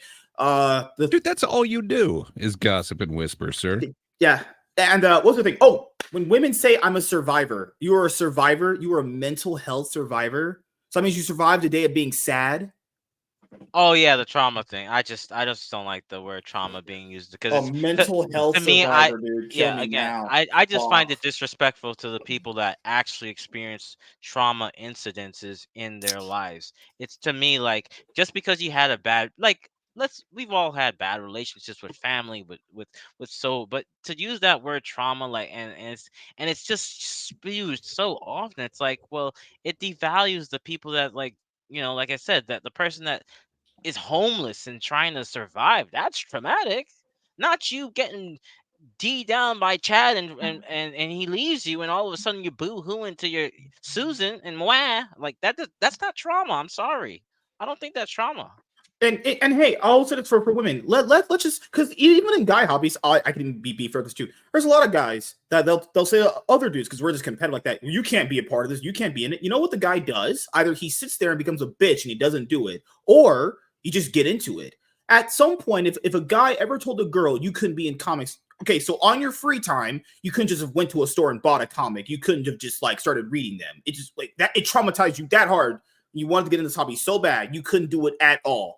Well, it's such bullshit, man. But you know what? You know how many people told me I could that I was a nerd or a jerk or a dick for playing D&D? A lot. You know what I mean? Yeah. Like so let's pretend that some imaginary guy did walk up to a girl and be like, "You play D&D? That's for fucking idiots." Honestly, well, that happened to me too. It didn't stop me from playing. Yeah, same. Like me. I even when I was in college reading a comic book, someone I was like, being made fun of, and I'm like, I don't care. And now those same people that I talk to, they take their husbands and their wives to go go watch movies. So I'm like, ha, joke's on you, because now you're going to see movies that you were clowning me about. I can fully believe that guys do it to other guys, because I've been doing it myself. Guys for sure do it to other guys. Now, doing it to other girls wouldn't happen as often because girls really aren't interested in this stuff because it's not even a demographic for them. The reason why dudes always make fun of the fact that there's no girls in this stuff is because it's not a person. It's not, and girls can join, right? It's not that they can't. But the target of what this is mostly geared towards dudes. So yeah, if it's 95% dudes, that makes sense because that's what the market is for. Well, just imagine it's 1983. Okay, I'm 13 years old. I got my Dungeon Master guide under my arm. You had a black friend. Let's be realistic. We didn't have any black friends. That's true because they couldn't afford school. A true story that now you got D&D product. What are you talking about? I had my first racial crisis in third grade. We were playing Star Wars. It was 1977, and for some reason, I was in charge of handing out the roles. I'm like, I'm Darth Vader, and okay, who do you want to be? Okay, you're Han Solo. You're Luke Skywalker, and then Dwight Spence was the only black kid in the school, and literally the only character left was Chewbacca. And I'm in seventh grade now, and I'm 7 years old. And I'm like, do I tell a black guy that he has to be Chewbacca? Like, is that cool? So I got nervous. I was like, Dwight, you can be Chewbacca, and he went, excellent. I was like, oh, dodge that bullet. But what I was saying about D&D, so just imagine it's 1983. I got my Dungeon Master's guide. Me and my friends, literally the kid with the tape on his glasses, the pocket protector. We're talking about the rod of lordly might and storming the keep on the borderlands. Any girl that showed any interest in us, we would have welcomed. But other girls were like, "Oh, they're a bunch of freaks. They're a bunch of jerks. They're a bunch of nerds. Don't even talk to them." They would cast you out. They would basically make you feel like outcast. The girls were the gatekeepers. The guys were not the gatekeepers. So I reject 100% when girls say like, "Oh, it was a men's club," like these modern Marvel people. We were always into comics. No, it wasn't. No, it wasn't. The other girls kept you from joining. Like if you were a girl with nerdy tendencies, you kept it quiet because the girls would be vicious. Mm-hmm. If guys, we got our chops busted. Either we walked away from it, or more likely we just started hanging out with nerdier guys. And took our lumps once in a while. Yeah, and I think now we're seeing I think that's why. And I don't mean to circle back. I think that's why comic book movies opened up people to get. Now you're seeing more females at at Comic Cons and all sorts of cons, like anime con, because it's become popular, and now they're like, what did I say earlier? Women always go with what is current. They will be in that current thing, no matter what it is. Can you imagine if men were like that? Like my wife is into Hallmark movies, and every once in a while she'd be like, "Hey, John, you want to, let's make dinner and watch a Hallmark movie." And I enjoy it because it puts my wife in a good mood, and we have a nice, pleasant night, and then it's sweet. We sit there and cuddle. We watch the same movie with a different. John, what is the plot of those movies? The same thing. Girl from the city comes. She goes back because either she inherited a house or she has to go to a will reading, and then she meets the guy that liked her in grade school. Her boyfriend is the executive from New York City that's like, "When are you coming back?" And she's like, it's taking long. And then she falls in love with the handyman, and she opens up a cupcake store. There you go. That's every. Now, can you imagine if men were like that? Men were like, "I always like Hallmark movies, but you know what? This guy should have a gun, and this guy should be killing people." And next thing you know, all the Hallmark movies are about guys with machine guns killing drug cartels because of territory encroachment. That's the thing. They don't want to be a part of the hobby. They just want to come in and tell us how we're doing the hobby wrong because they don't want to be a part of it. They just don't like that we have it. No, I don't think it's that. I think they generally get interested because, like MSK said, it's popular, so therefore I should like it. But this is a study. Men and women are different. Men have a surface level idea of what's going on, and it's only surface level. Anything else after that is just there. Right. Oh, sorry. Comment by Chloe. Nobody cares about Barbies because men understand women can have things. There's not one man in the world who cares about a woman having a women's only club. But you find out that there's a men's only club. Women always gotta corrupt it. They always gotta go into it.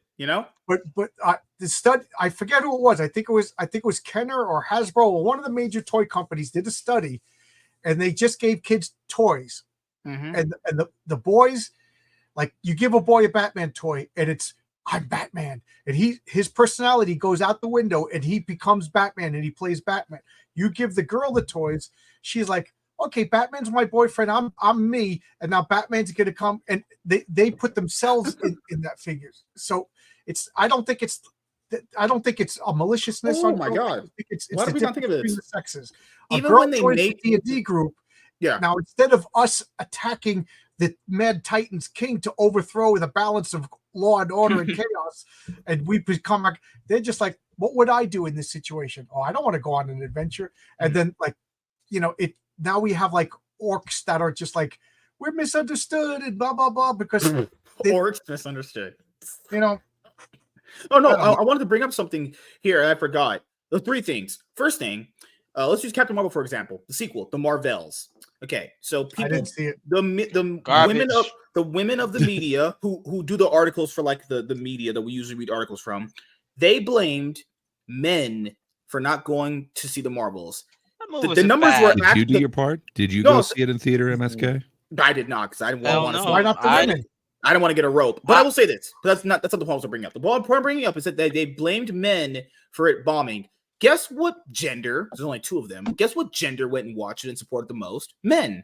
Actually, white men supported it more. White, black, Hispanic. Those are the categories. Men. You're welcome.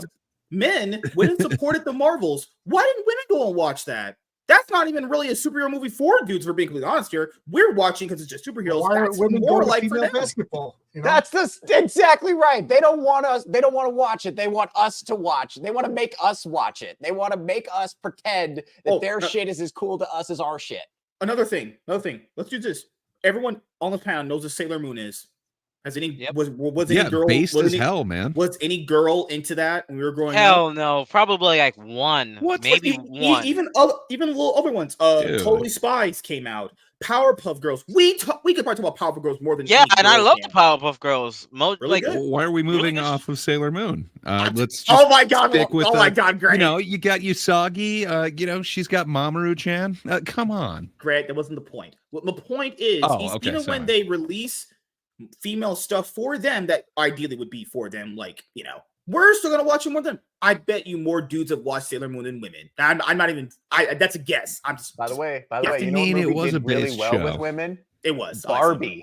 Barbie did really well with women. When you had girls actually acting like girls, they were psyched about it.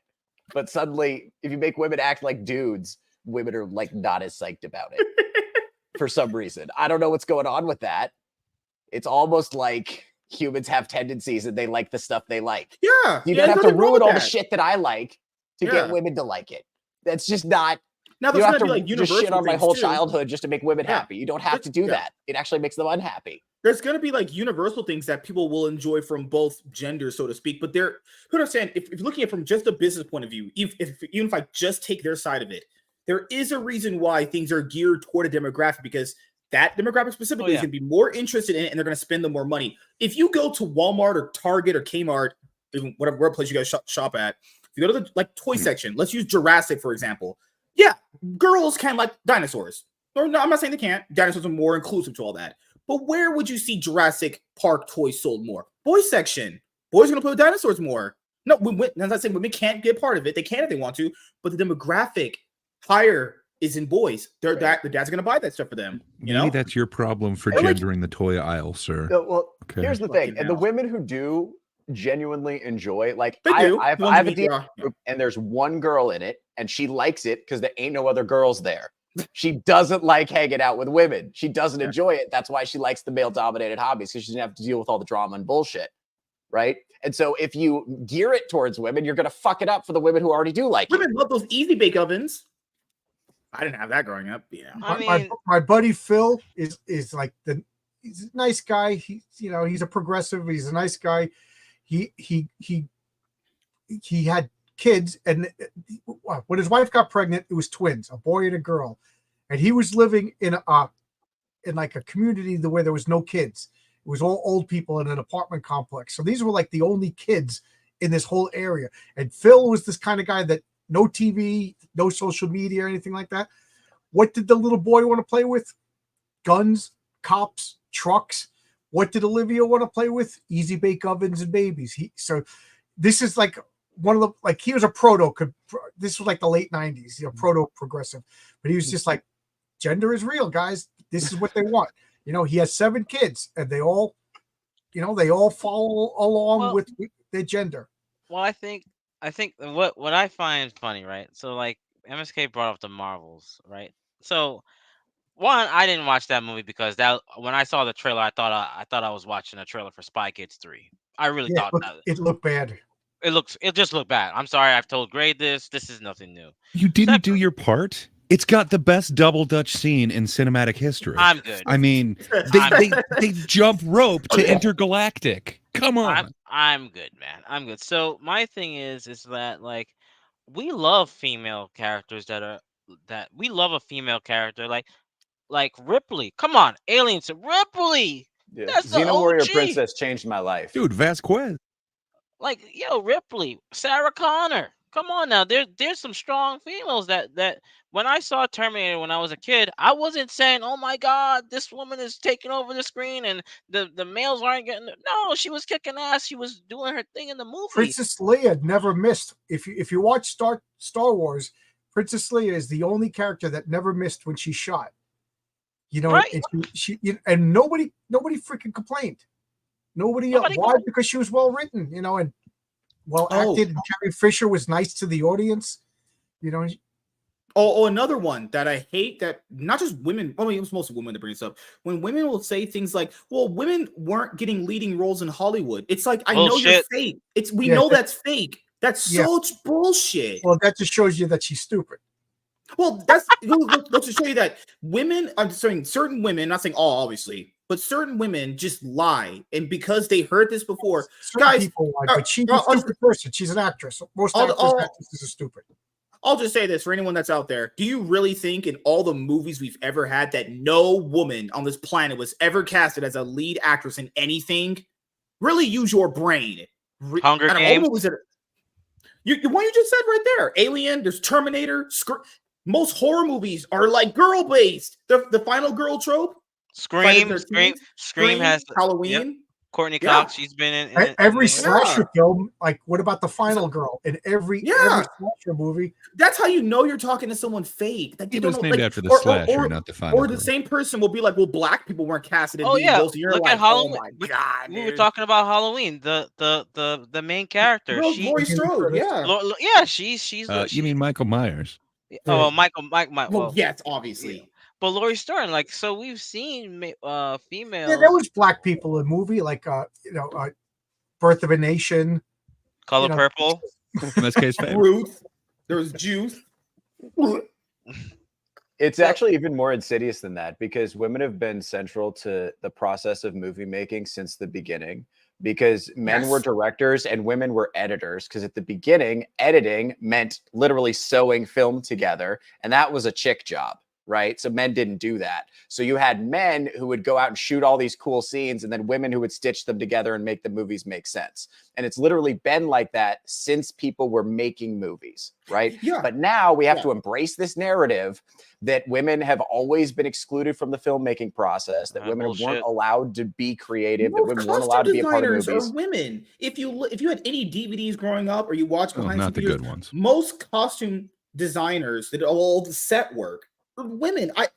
These narratives that Black people weren't casted in leading roles, that women weren't cast, it's just a flat out lie. That's just whoever told you that. Right. And by the way, when Black people got tired of not being cast in roles, you know what they did? They made their own shit, and it was fucking rad. Okay. Like the 70s had just a ton of just fucking badass movies starring Black characters who were just in charge of their own Jackie shit. Brown. Doing badass stuff. Shaft. Dolomite. Like that's what women.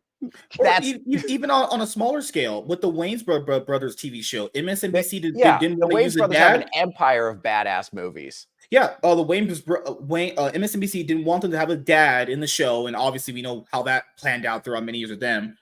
Warner Brothers said you can cast him. They had it. It just goes right there. That. Yeah. I don't know where these narratives come from. Who told them this? This is just factually not true. And you need to look it up. Just use your brain, people. You think throughout all of film history, no woman was ever cast in a lead role? That's crazy. My niece will never watch this, so I could tell this story. But she got a full scholarship for college, $250,000 scholarship. And, and guess what she majored in? Gender studies. 2 years later, she went for my buddy. She was going with me to the storage unit, sorting comics, to 2 years later telling me how pissed off she was that there wasn't women in the STEM fields. I said to her, "What?" I said, when you got your $250,000, $250,000 free money, who told you to take gender studies? I said, did you go to the science, technology, engineering, and math, and some guy put his hand up and wouldn't let you in? I said, so you're mad at women for making the same decision that you made? Just $200,000 to learn how to yap. You know what I mean? So I said, this one right here. This came out recently. Oh, sorry, this one came out recently. Remember the Jennifer Lawrence thing? It wasn't even the fact that she said she was the first lead of an action movie. That wasn't even the word. That was one of the two things of that. She directly said this, and I remember what she said, word for word. She said that we were told that men could not identify, she said that boys could not identify with the female lead. Straight up, word for word, that is what she said. She said we were told this. That means she doesn't think this for herself because she's stupid. She just repeated that. What? My brain almost about I almost wanted to get the rope and go. They're saying what they know is going to make people applaud. Like she's going to say that, and people are going to be like, "Yes, you're so right." Yeah, you got the crowd feeders. Yeah, but you're also giving Jennifer Lawrence too much credit. She's probably really dumb. No, she's dumb because she said we were told that. So she wasn't thinking that herself. You can look up this video, right? This woman, right? She started. It's a short 5-minute video. She started a tech company, and she actually got women.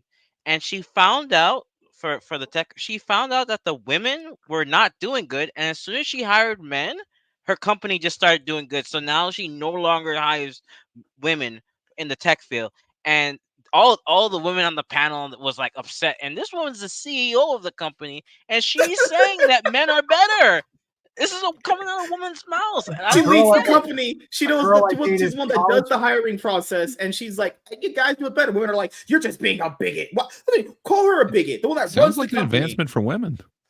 A girl I dated in college, she owns her own engineering firm, and she won't hire any women. Thank you. She says, "She goes. This is my business, and everything I'm relying on this to put me through my retirement years." She goes, "I'm not risking it on a woman." She goes, "Only men engineers."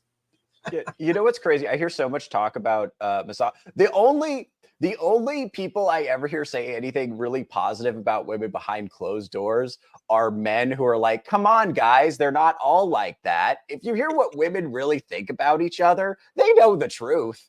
They know it's like vicious and backstabbing and lying. They know what it's like. There was a clip I saw where this girl came on to this guy's podcast. It was Kevin Samuels or some whatever, and she got mad at him not because of what he said, but based off these few words that he said. She was like, "I don't like the way you generalize all people," and he said, "I don't generalize. I said some, not all." And he asked her this. So the question goes like this: college students on average, or college graduates on average, make more than high school students, right? Some. Right, we're not saying all, some. Right, so why do high school students have to pay back their student loans? You know, I don't make the rules, John. I just talk about them. No, but he told her in that right there. Some college graduates make more than high school graduates. That's not saying all, because that's what she got mad at. She got mad because she thought he implied that all college graduates. That drives me nuts. When if I say men like baseball. And then some jerk goes, "Well, not all men like baseball." Dude, self-explanatory. Do you live in a group? Do you understand like convention? Like I always call it. I said, you're comparing apples to bushels. We're talking about bushels, and then you pick out an apple. You go, this apple isn't perfectly. It's like, dude. When I sit there, when I'm trying to think. Russians like vodka. We understood. It's implied. We're talking in generalities. People who do what you just did, I just want to slap them in the face. Like, This dumb, dude. My mistake. I thought you were a smart, intelligent, average person. Convention. That stuff is self-explanatory. That shouldn't have to be said. Yeah, no one's saying that all college graduates do better than. No one's saying that. It's literally a generality. Because and that's the internet. God. Like, you'll go on Twitter and you'll be like, Irish people like potatoes, and then my Uncle Fred is Irish and he hates potatoes, so you're a big. It's like, dude, grow up. You understand how language works. We understand we're talking generalities. Oh, that drives me nuts. And I'm that asshole at Thanksgiving that I'll just be like, what I'm talking about. What the hell? Well, I think the thing is that I think during the mid. Like around 2014 or so, we saw this increase of like how music and entertainment promoted the bad bitch, the bad boss, all this stuff. And it's like, okay, cool. And then like I don't get, and here's the thing that I saw it today on my Twitter. This woman cop got decked by this dude. And she started crying. And the male cop had to take down the guy. And it's like, well, equal rights. You're a cop. You want to be a cop. And I'm not saying that's fun. I'm not saying that's right that the guy's gonna get arrested. You should never hit anyone, Matt, and a cop, no less. But you can see the gender difference right there. Like she got decked, bro. Everybody was like clowning, and I'm not saying that's right. Oh, I remember that you're talking about. Women shouldn't be cops. The only women cops should be in the office to frisk down the females, and to work. It was that.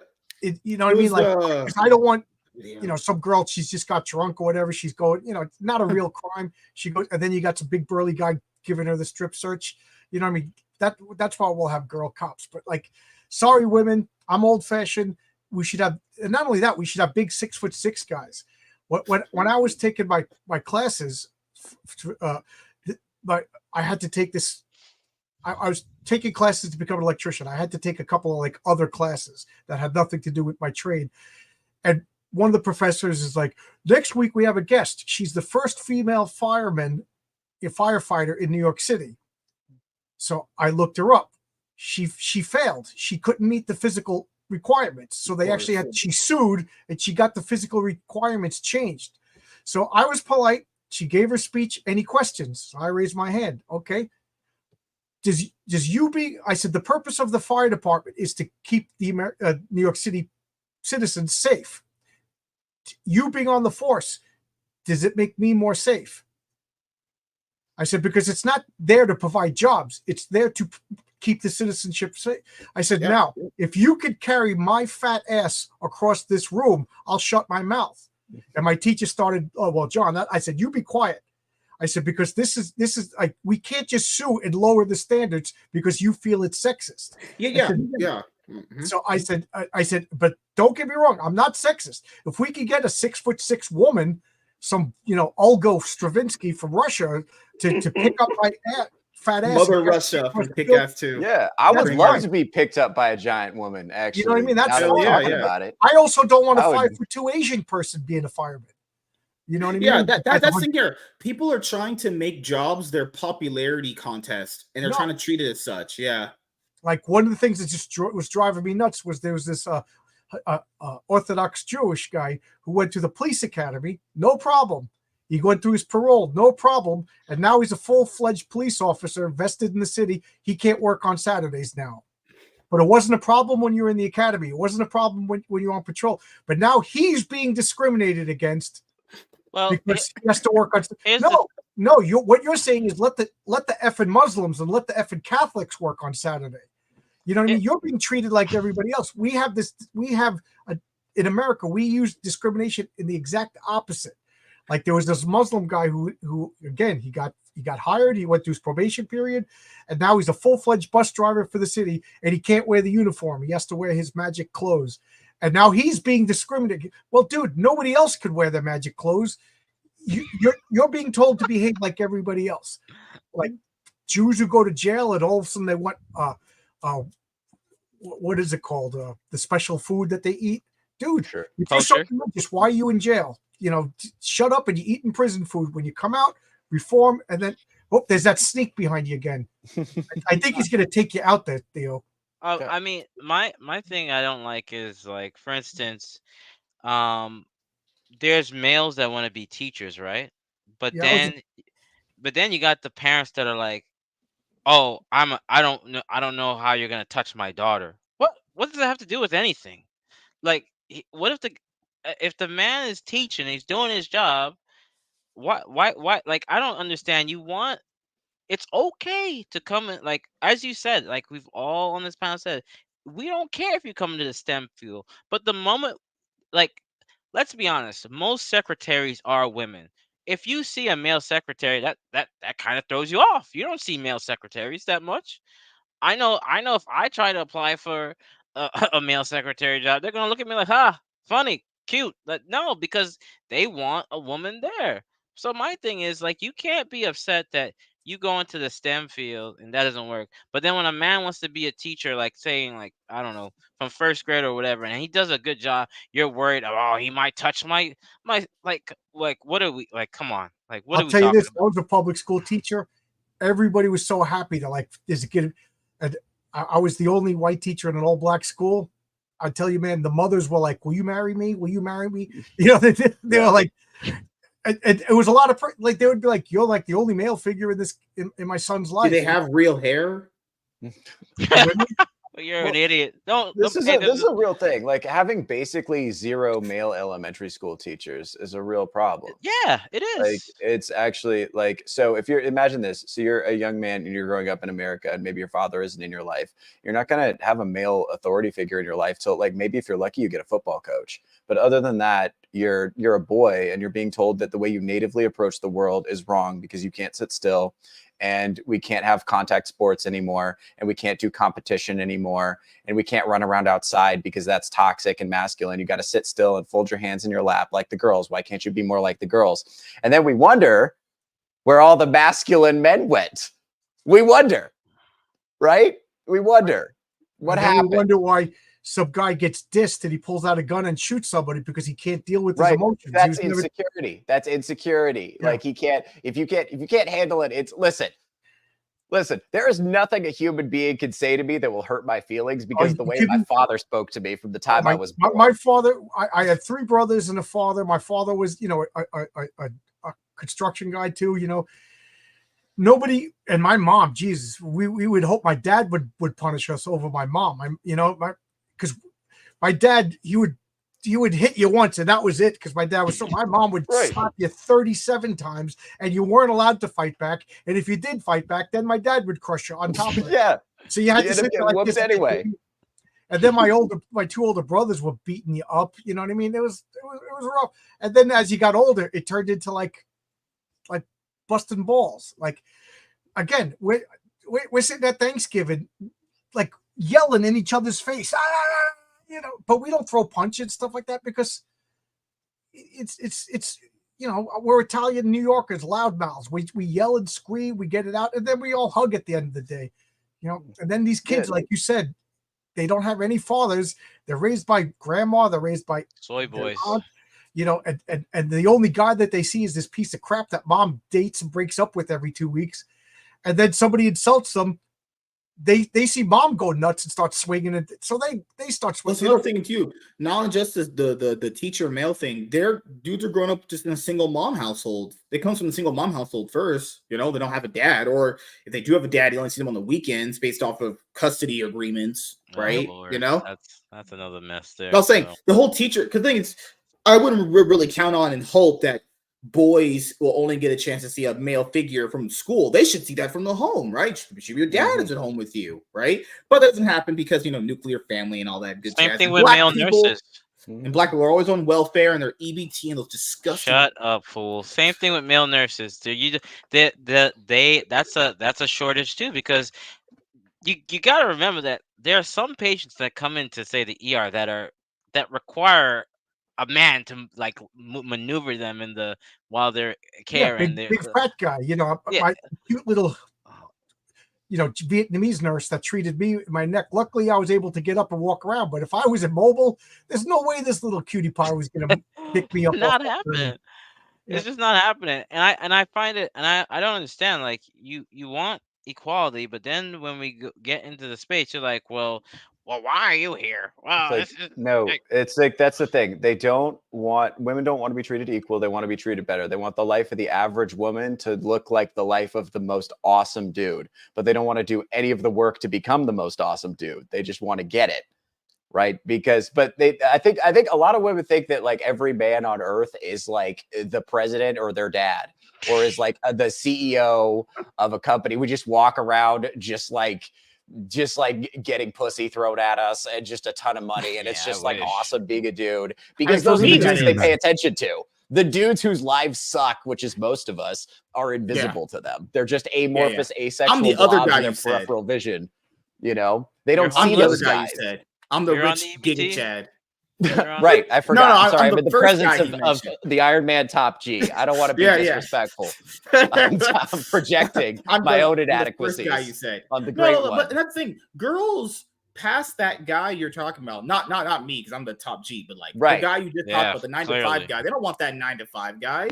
And by the time they do want that 9 to 5 guy, they're all used up. Their eggs are gone. Listen, every woman on earth has a guy at Starbucks who knows their name and has their order memorized, who they don't see that guy. He's a blur. He's a blob. Actually, doesn't exist to them. Yeah, sure. They wouldn't recognize him if they saw him at a 7-Eleven, but he knows her, right? And that's the reality. Like, women get too much attention, and that's exhausting and annoying for them, but a lot of men are completely invisible. It's just like a different... It's not worse. It's just different, and it also sucks. So when you have this narrative, that men's lives are all awesome, and that women have been oppressed forever, and their lives have always sucked by comparison.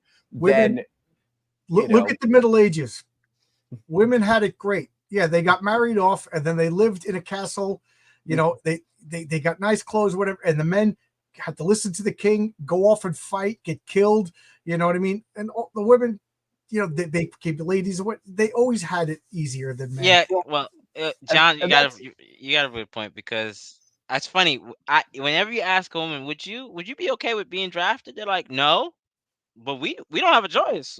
Don't you want to equal? Don't you want to? And that's why I'll never vote for a woman president, because I had to register for selective service. You know, like, you know, every person, every male who ran for president had to register for selective service. Hillary Clinton and Kamala Harris, they get to order other people to their deaths, but they never had to throw their name in the hat.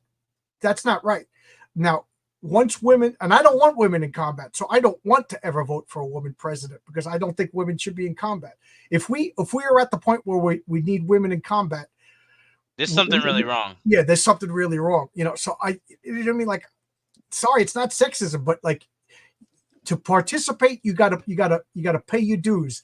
And if you want to be the president, if you want to order people to their deaths and sign a declaration of war, but you are exempt, like, just imagine if you're like, Theo Snodgrass is running for president.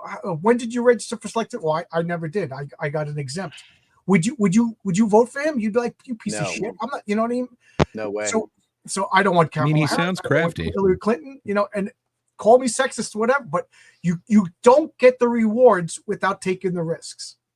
How did we get to the point that the guy who says, it'd be better if women didn't have to die in war and get fucking disemboweled and be in the trenches getting mustard gas dropped on them? Well, how did we get to the point where the guy who says, I don't want that for women is the sexist? And the guy who's like, you know what? Fuck it. Throw him out there as cannon fodder. That guy is the male feminist. How did we get here? Right.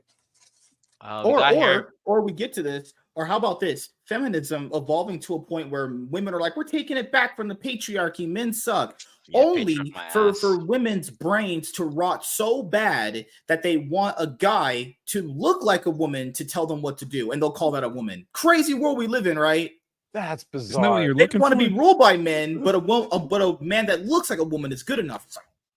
Well, I love when people call me a TERF. They're like, you're a TERF. Trans radical. Yeah. I'm like, how dare you? I am offended by that term. There's no way in hell I'm a feminist. Well, I just I know why you invited the white dude. The thing I have is that my issue with everything that's going on is that it's the companies and the corporations that are benefiting from half of this stuff. It's like, think about let's think about it. If men are buying dresses, guess who's making money and makeup? Victoria's Secret. Like this is all a business at the end of the day. Yeah. Now before, because remember, before women were in, now you have people that are, they're doing extreme cosplay, I like to say. So they're doing now they're buying Victoria's Secret, Sephora. So more than that, they're buying hormones. They're lifelong pharmaceutical that's even more money. That's like 20. But I'm saying that already these companies were making money. Now they're making triple the money because now the profits actually went to the roof. They went to the roof. But you bring it up. Oh my God, you're this, you're that. My problem is, and this has nothing to do with like what right now. My problem is this generation, this era that we're in. It is by far the most softest. You can't tell a joke as a comedian. You can't tell a joke at all. You can't even have an opinion because you're this phobic, you're this. It's like, wait a minute. So I thought the whole point of a conversation is to exchange ideas, and we potentially will agree to disagree, and we're gonna cordially talk about it or have an exchange of ideas. Now you can't even get your point across because if you even disagree, you're this. That's the problem that we have.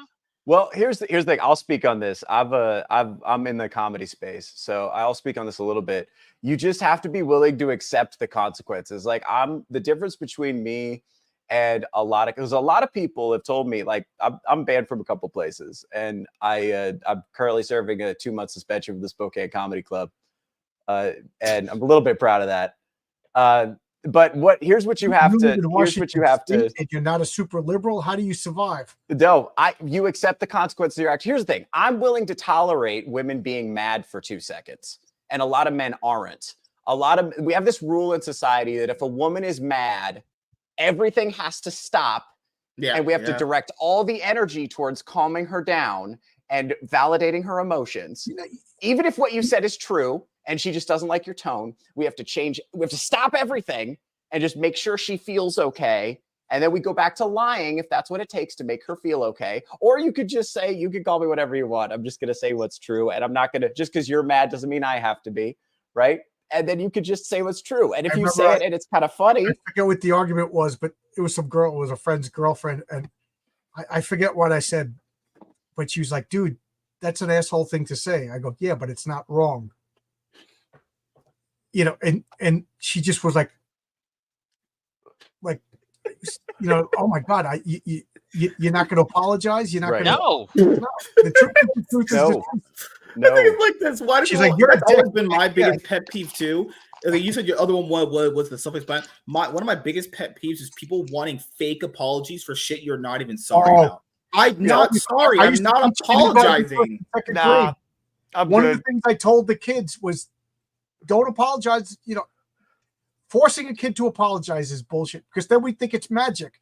Because there was one kid who would walk up and hit people and go, "I'm sorry," and then I'm sorry. So but I said I'm sorry. It's like no. So I told kids, don't force an apology. And you know what's funny? When I told the kids, you only say you're sorry if you feel that you're sorry. I said I just want the behavior to stop. You know what's funny? After a little while, almost every kid goes, I'm sorry. On their own, unprovoked, unforced, so, but when you force a kid to say, I'm sorry, they don't get to that. Canadians. They actually feel they get resentful. You know what I mean?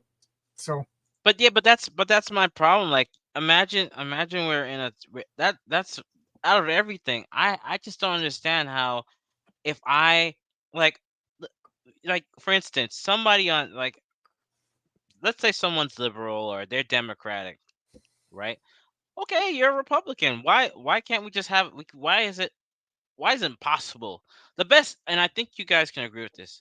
Let's just say you go on your Facebook and you're like, hey, I'm gonna vote for Trump, make America great again, whatever. All of a sudden, you get DMs from friends. I'm gonna unfriend you. You're a. It's like, so like, what does that have to? Like, I'm not a bad person. I just support something. Like, why is this such a, like? Just because I don't agree with you and I don't follow your, doesn't mean that doesn't make me a bad person.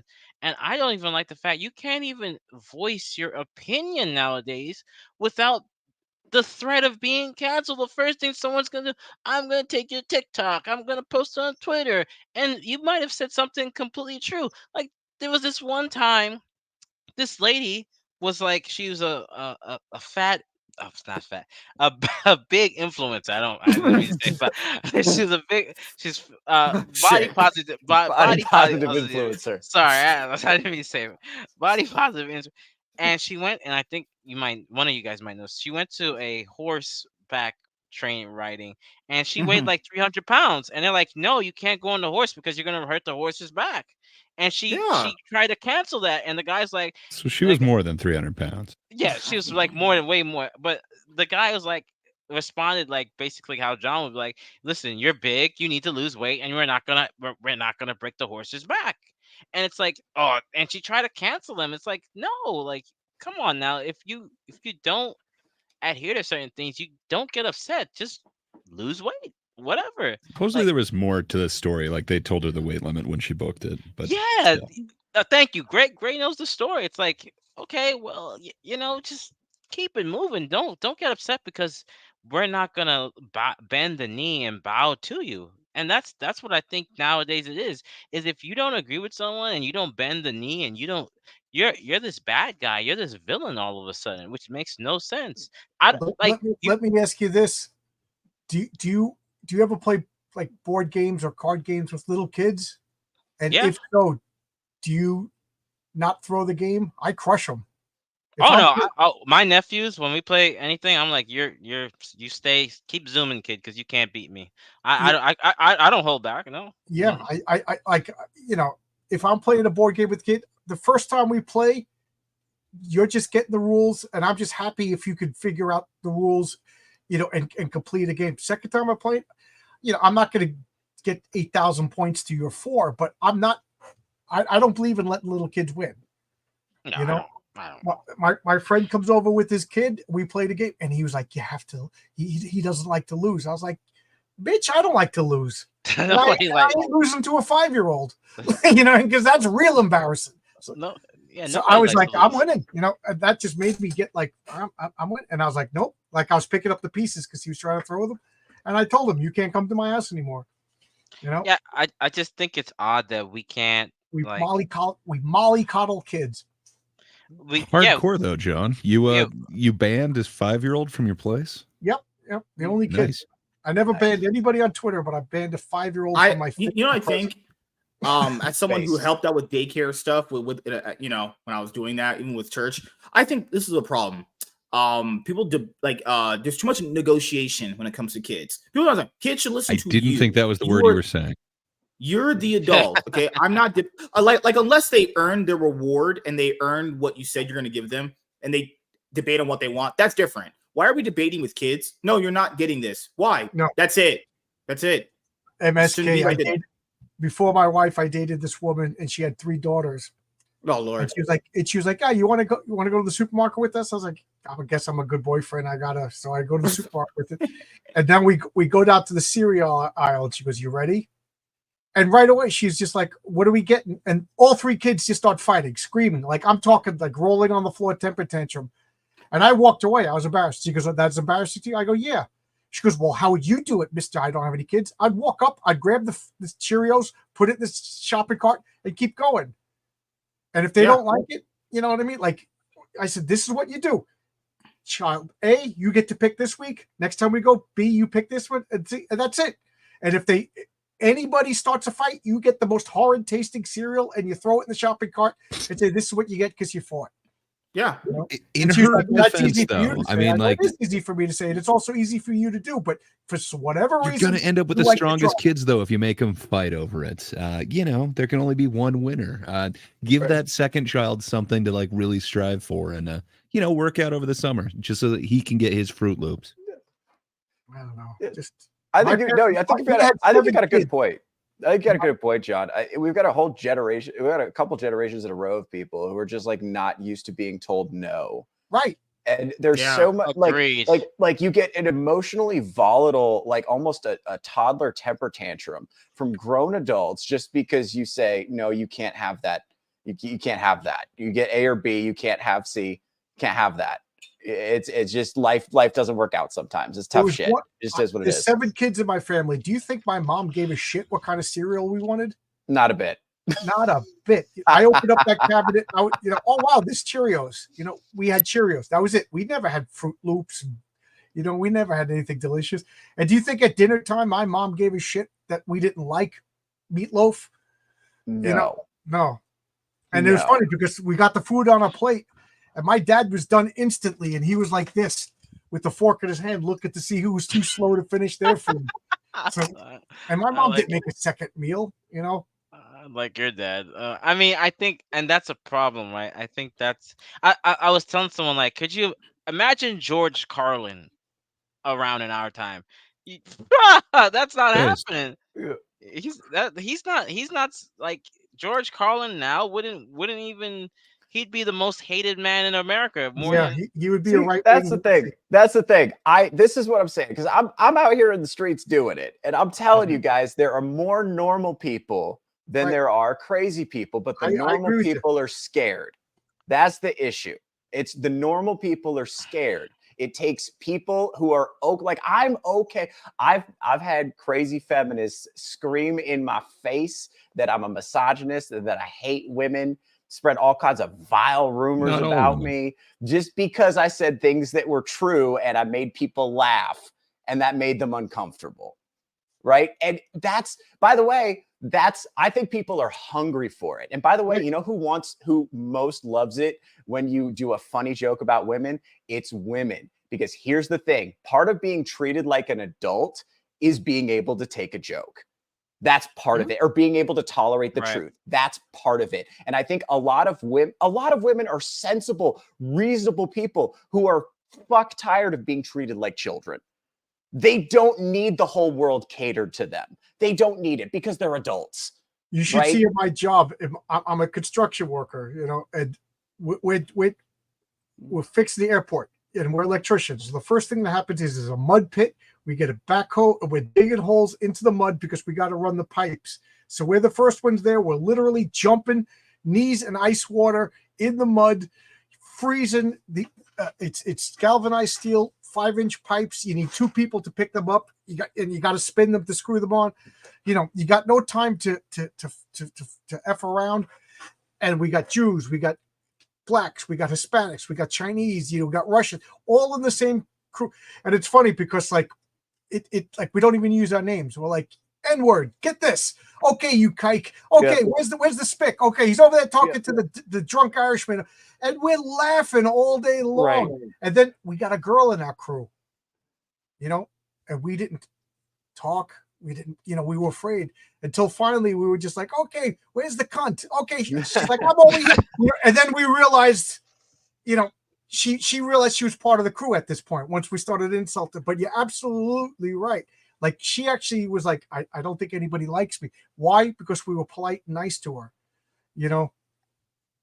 Amazing, and yet we're considered the villain and all this stuff. And again, I don't understand. I don't know where that breaking point came where you can't, like, you shouldn't, Theo, have to like, you should be able to just tell a joke to tell a joke. You shouldn't have to, like, get banned from somewhere or suspended because some feminine, because the thing is, the problem we have here is that the business wants the money so bad that they will pander to that feminist.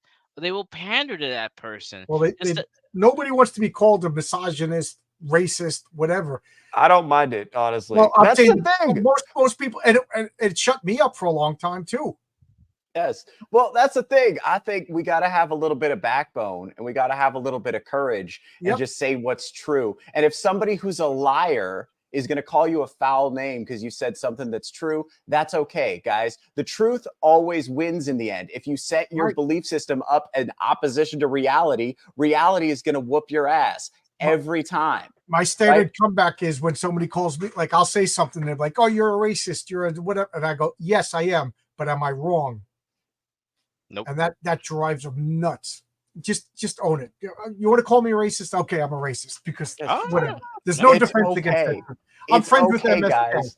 Here's the thing: Twitter canceling doesn't work in real life because I've had that happen. Somebody called me all kinds of foul names. A couple weeks ago.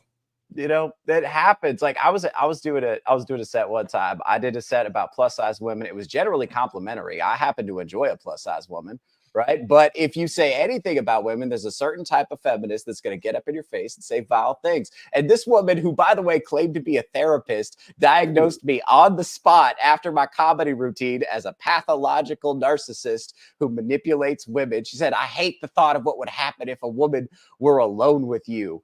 And I'm like, what? She called me a mental rapist. That's true. A mental rapist. She said that I had mentally raped her with my comedy by subjecting her to humor she didn't like.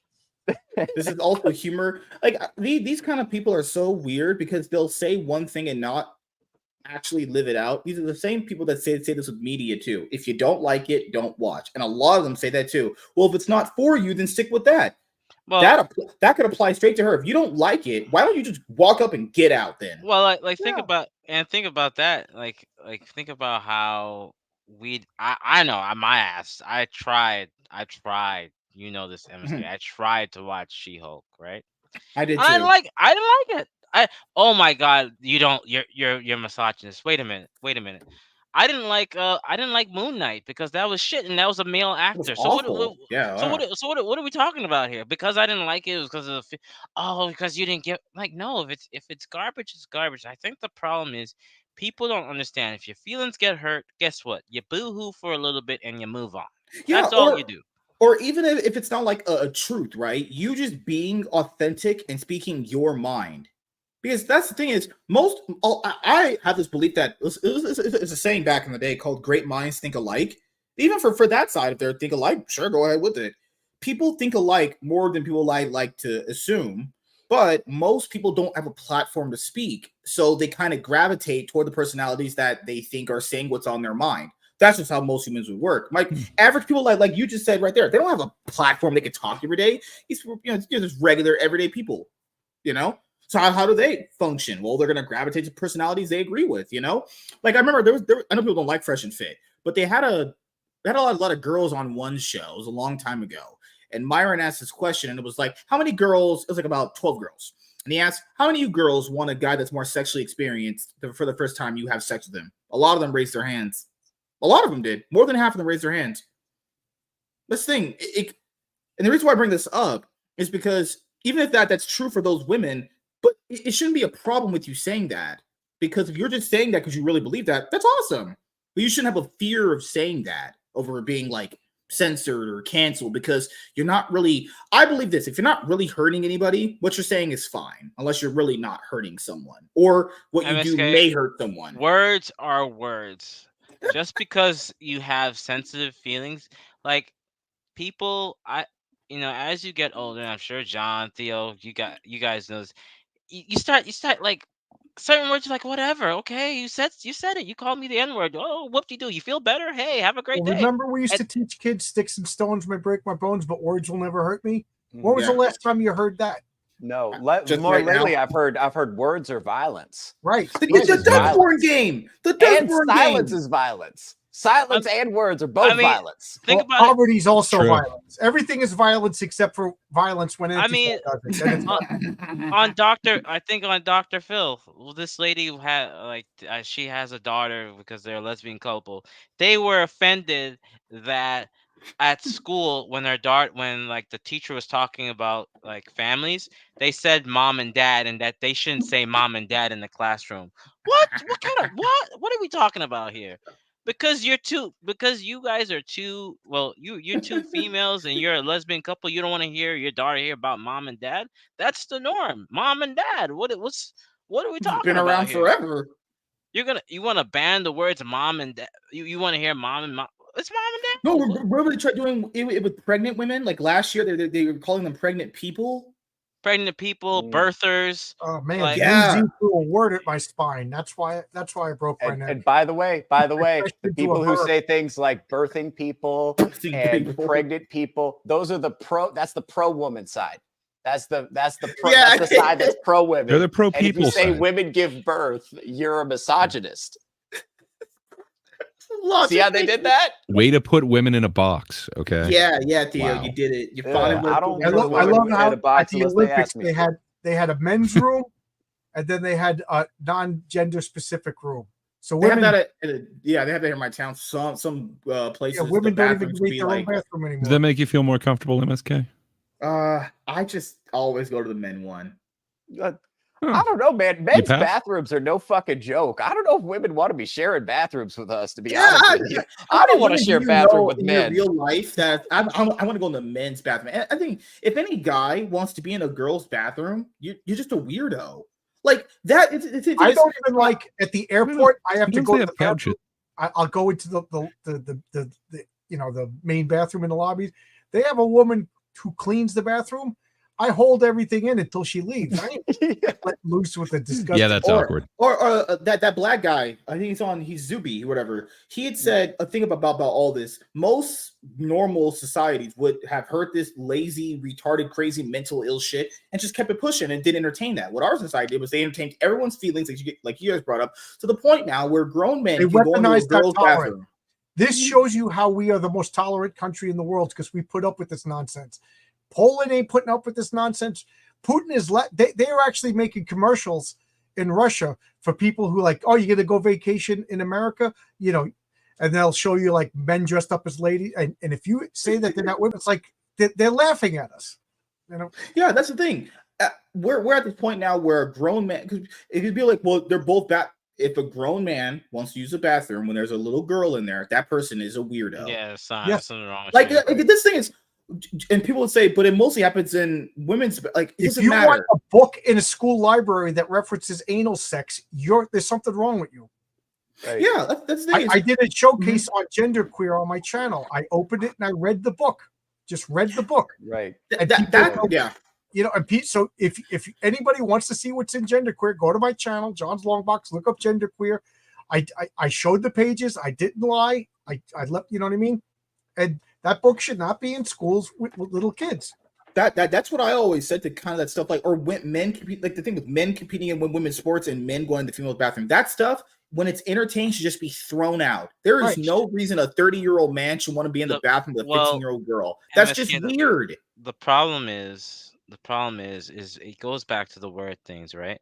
Yeah. For instance, what if you say that you're overweight? Even though overweight is more letters, the moment you say fat, which is only 3 letters, FAT, that is like basically triggering the Hulk in a woman. But you can't, like, even though fat is the definition, it's because the way it sounds, because you can't handle the word fat or words like ugly. There's just they mean what they mean. It's not my fault that you can't handle that word. My buddy has this funny thing. He goes, whenever any girl brings up like, oh, you know, trans women are women too, he goes, oh yeah, and you know what? Congratulations, you look really good too. And they're like, what are you talking about? It's like, you know, because trans women are women too. You look really good. Congratulations. I support you. And they're like, what are you talking about? And he goes, I support you. And like, I stand with you. And he goes, but it's why are you getting upset? It's a good thing. It's a beautiful. They get berserk, you know, when a regular woman gets, you know, tell her that they're trans after the, oh yeah, trans woman, I support you. Because they know it's not real. Deep down, they know it's bullshit, but they want to go with the flow and be thought of as a good person and be nice and just get along with everybody. Tell a woman who thinks Lizzo is beautiful that they look just like Lizzo. Oh, yeah. I do that all the time. Even Lizzo is starting to lose weight because she realizes. Well, she's bulking up for her role as the patriarch. I mean, I always tell this to someone. It's like, I was talking to one of my girlfriend. I was like, the difference between me is like, and guys and women is like, if I talk to my boys and they see that I got overweight, they'll be like, bro, you need to do something. You fall off. Something's wrong. Yeah, you fat bastard. Yeah. Yeah, but we flip the script. And it's women. Slay queen, you're looking good. You're feeling great. Yeah. You always gotta protect. They're not a threat to them anymore. If two women are in a room, one girl is good looking, the other one's fat. The good looking one goes, "You look great," because they know that they're not a threat to them anymore. I want to show you guys this last clip. We're gonna head up because I do gotta get some stuff done. This is the average person that votes for this woman, Kamala Harris. Just hear how stupid this sounds. Just 27 seconds. I don't want to get in trouble on YouTube, but this is just 27 seconds. Look, I'm going to vote for Kamala Harris. If she could run over a child live on TV, I'm going to vote for Kamala Harris. I'm never going to vote for Trump. That's gnarly. But the fact is, even though I think she'll make a good president, she's not a good candidate. That's it. You don't need to watch anymore. That goes to show you whoever supports that woman is this fat retard. Well, Dick Cheney also supports Kamala Harris and Putin. I would vote for Kamala Harris if she ran over a child. Same guy. 5 seconds later, she's not a good candidate. Yeah. It's over, bro. We're supposed to unite with that. We're supposed to unite with that. That person just contradicted their own statement in less than 10 seconds. Yeah, but people not really. He's got a point. She's not a good candidate. He just thinks that she's not the worst candidate. I hate you. Also, maybe there are too many children. Have you thought about that? You know, maybe it's good that she ran it over.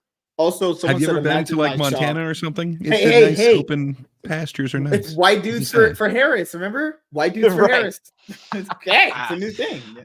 Theo, what joke did you say that got you banned from the comedy club?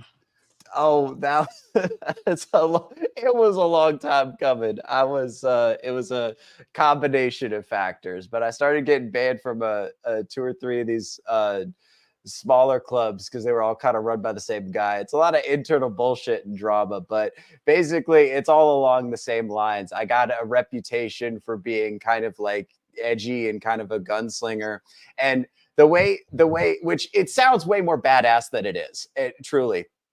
But basically the difference between me and a lot of the comics here is, especially in the Pacific Northwest, just because of where we are, the comedy scene is super woke. And if you're a woman who comes within 10 feet of a microphone, you're going to get boosted. If you're trans or gay, or you've got a sweet a pronoun thing going on, they're going to like boost you. It's not a germ. It's why do I want to eat the wheat germ? I'm trying to practice my woke comedy. It's terrible. So I just honestly, what I do is I'm just a man in public, and that's it. Like I approach comedy very old school. My favorite comedian is Patrice O'Neill. So I approach things. I do a lot of men be like this and women be like that, and it does very well with the audience. But the people who actually run the club, who are women supporting women, they don't like it. So that's awesome, man. Patrice was the shit. That dude was just a legend. Yes, and I got to get some of this stuff done. So we got to start outros here. Hopefully we can all come back here following Tuesday and talk, as the guys, guys just come here chilling, having a good time. Hot ladies will be. What was that original saying for trans people? I'm a woman trapped in a man's body. Oh, that was woo. Glad we don't hear that anymore. You've been saying that for a while. Before we go, this is John's. Yeah, John I got Longbox's comic on Heroic. Very cool. It's on Indiegogo. Heroic Tales #1 on Indiegogo. This is the Mike Gustovich cover. I was saving this for last. I just love this cover. I don't know if I don't even know if people in the crowd tonight are comic book fans, but Mike Gustovich is a legendary creator. Created the Justice Machine in the 80s. He drew Justice League in the later 80s, and then did a couple of independent stuff in the 90s and stuff. Just a legend. I'm so glad that I'm working with them.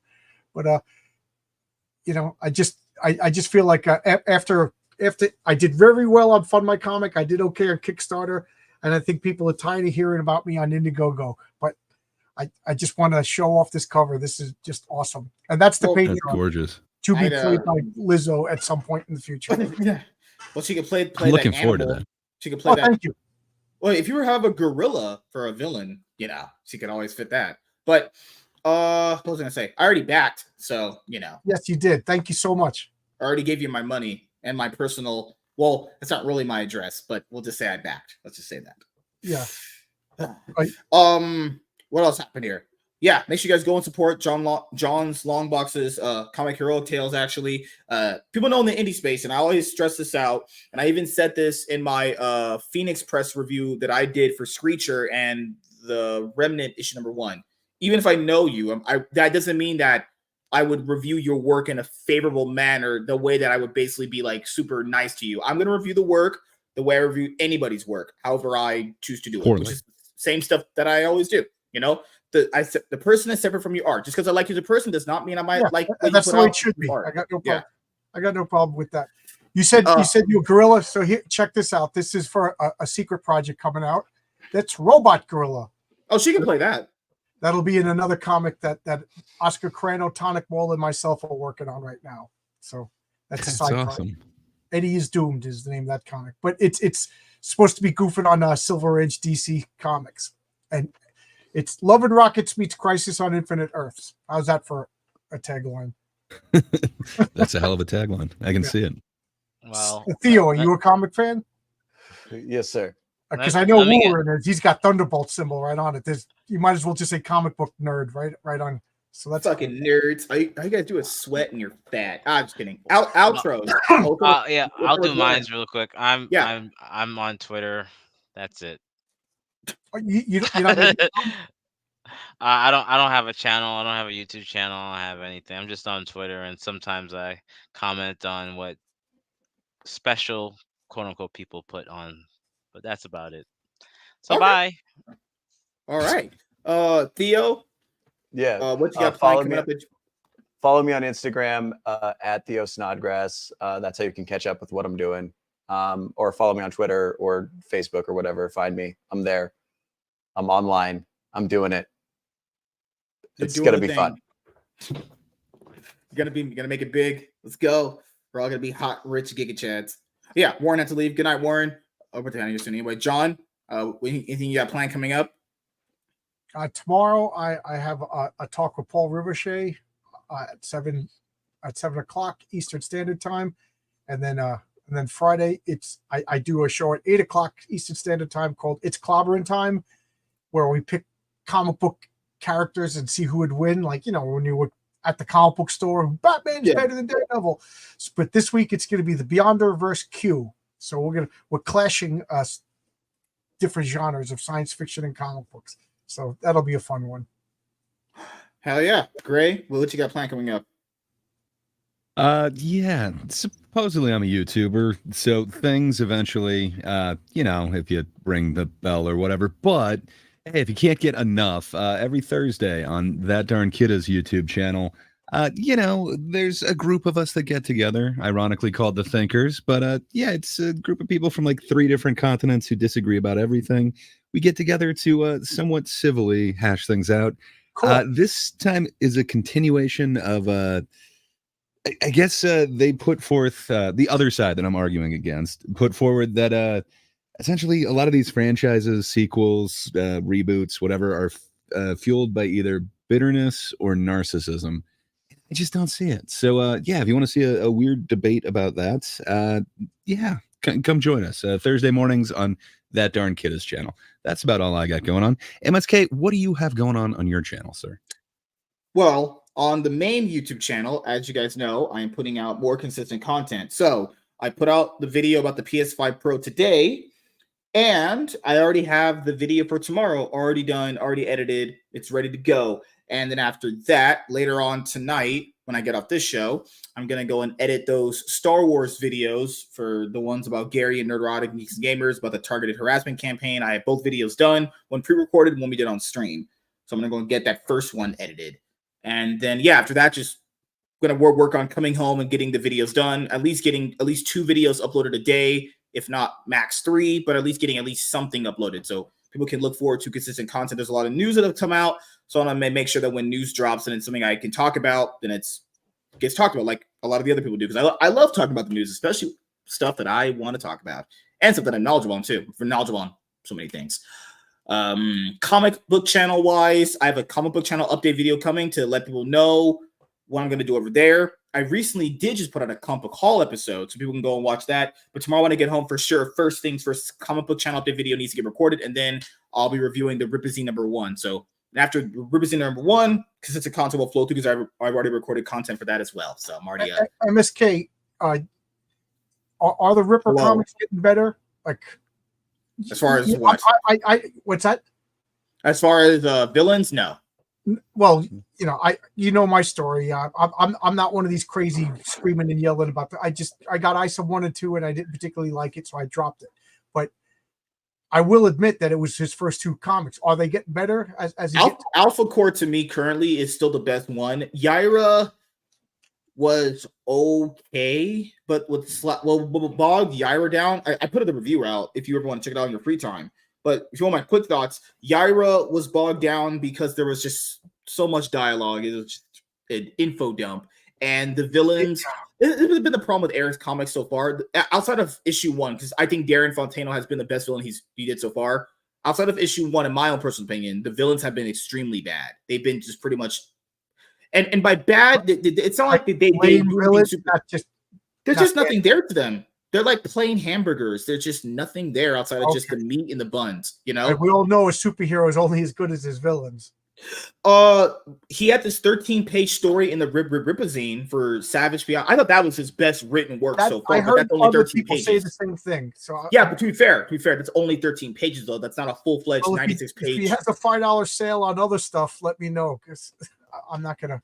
Well, the Ripazine $7 base and shipping would only be put it at like $14 anyway. See, that's reasonable. That's reasonable. Yeah, and keep in mind a 13-page comic story. His was usually 96. I don't know how that story would last in a 96-page format if he chose to write more story for it. So we're gonna be reviewing Gooding on Sunday. That's written by Mark Barron. So also I gotta get the Yu-Gi-Oh channel started up again. Gotta really work on that. Then there's a 4th channel that I'm working on actually as well. What else I gotta do? Cloud9 podcast for League of Legends is obviously new episodes are getting uploaded to Rumble. Everyone knows here my stuff is always backed up on Rumble because I'm not losing everything again. That's not happening. So if I do, I still have everything. I'm still gonna be it might happen. Making machine. Fuck off, bastard. So what else is here? Podcast platforms. If you can't tune in and listen to the shows live, either podcast, the Iron Man or Cloud9 podcast, you can watch on your favorite podcasting platform of your choice. Listen to the show whenever you're at work, going back and forth, at the gym, banging your wife. If you need something to watch on screen that's not ABC News and their bias against Donald Trump. That was just glorious to watch, honestly. No, don't fact check Kamala Harris. Only fact check Donald Trump. Kill me now. And that's it. Yeah. We'll see you guys back here for Wednesday Top G's tomorrow, 8 PST. And hope you guys have a great day and have a great night.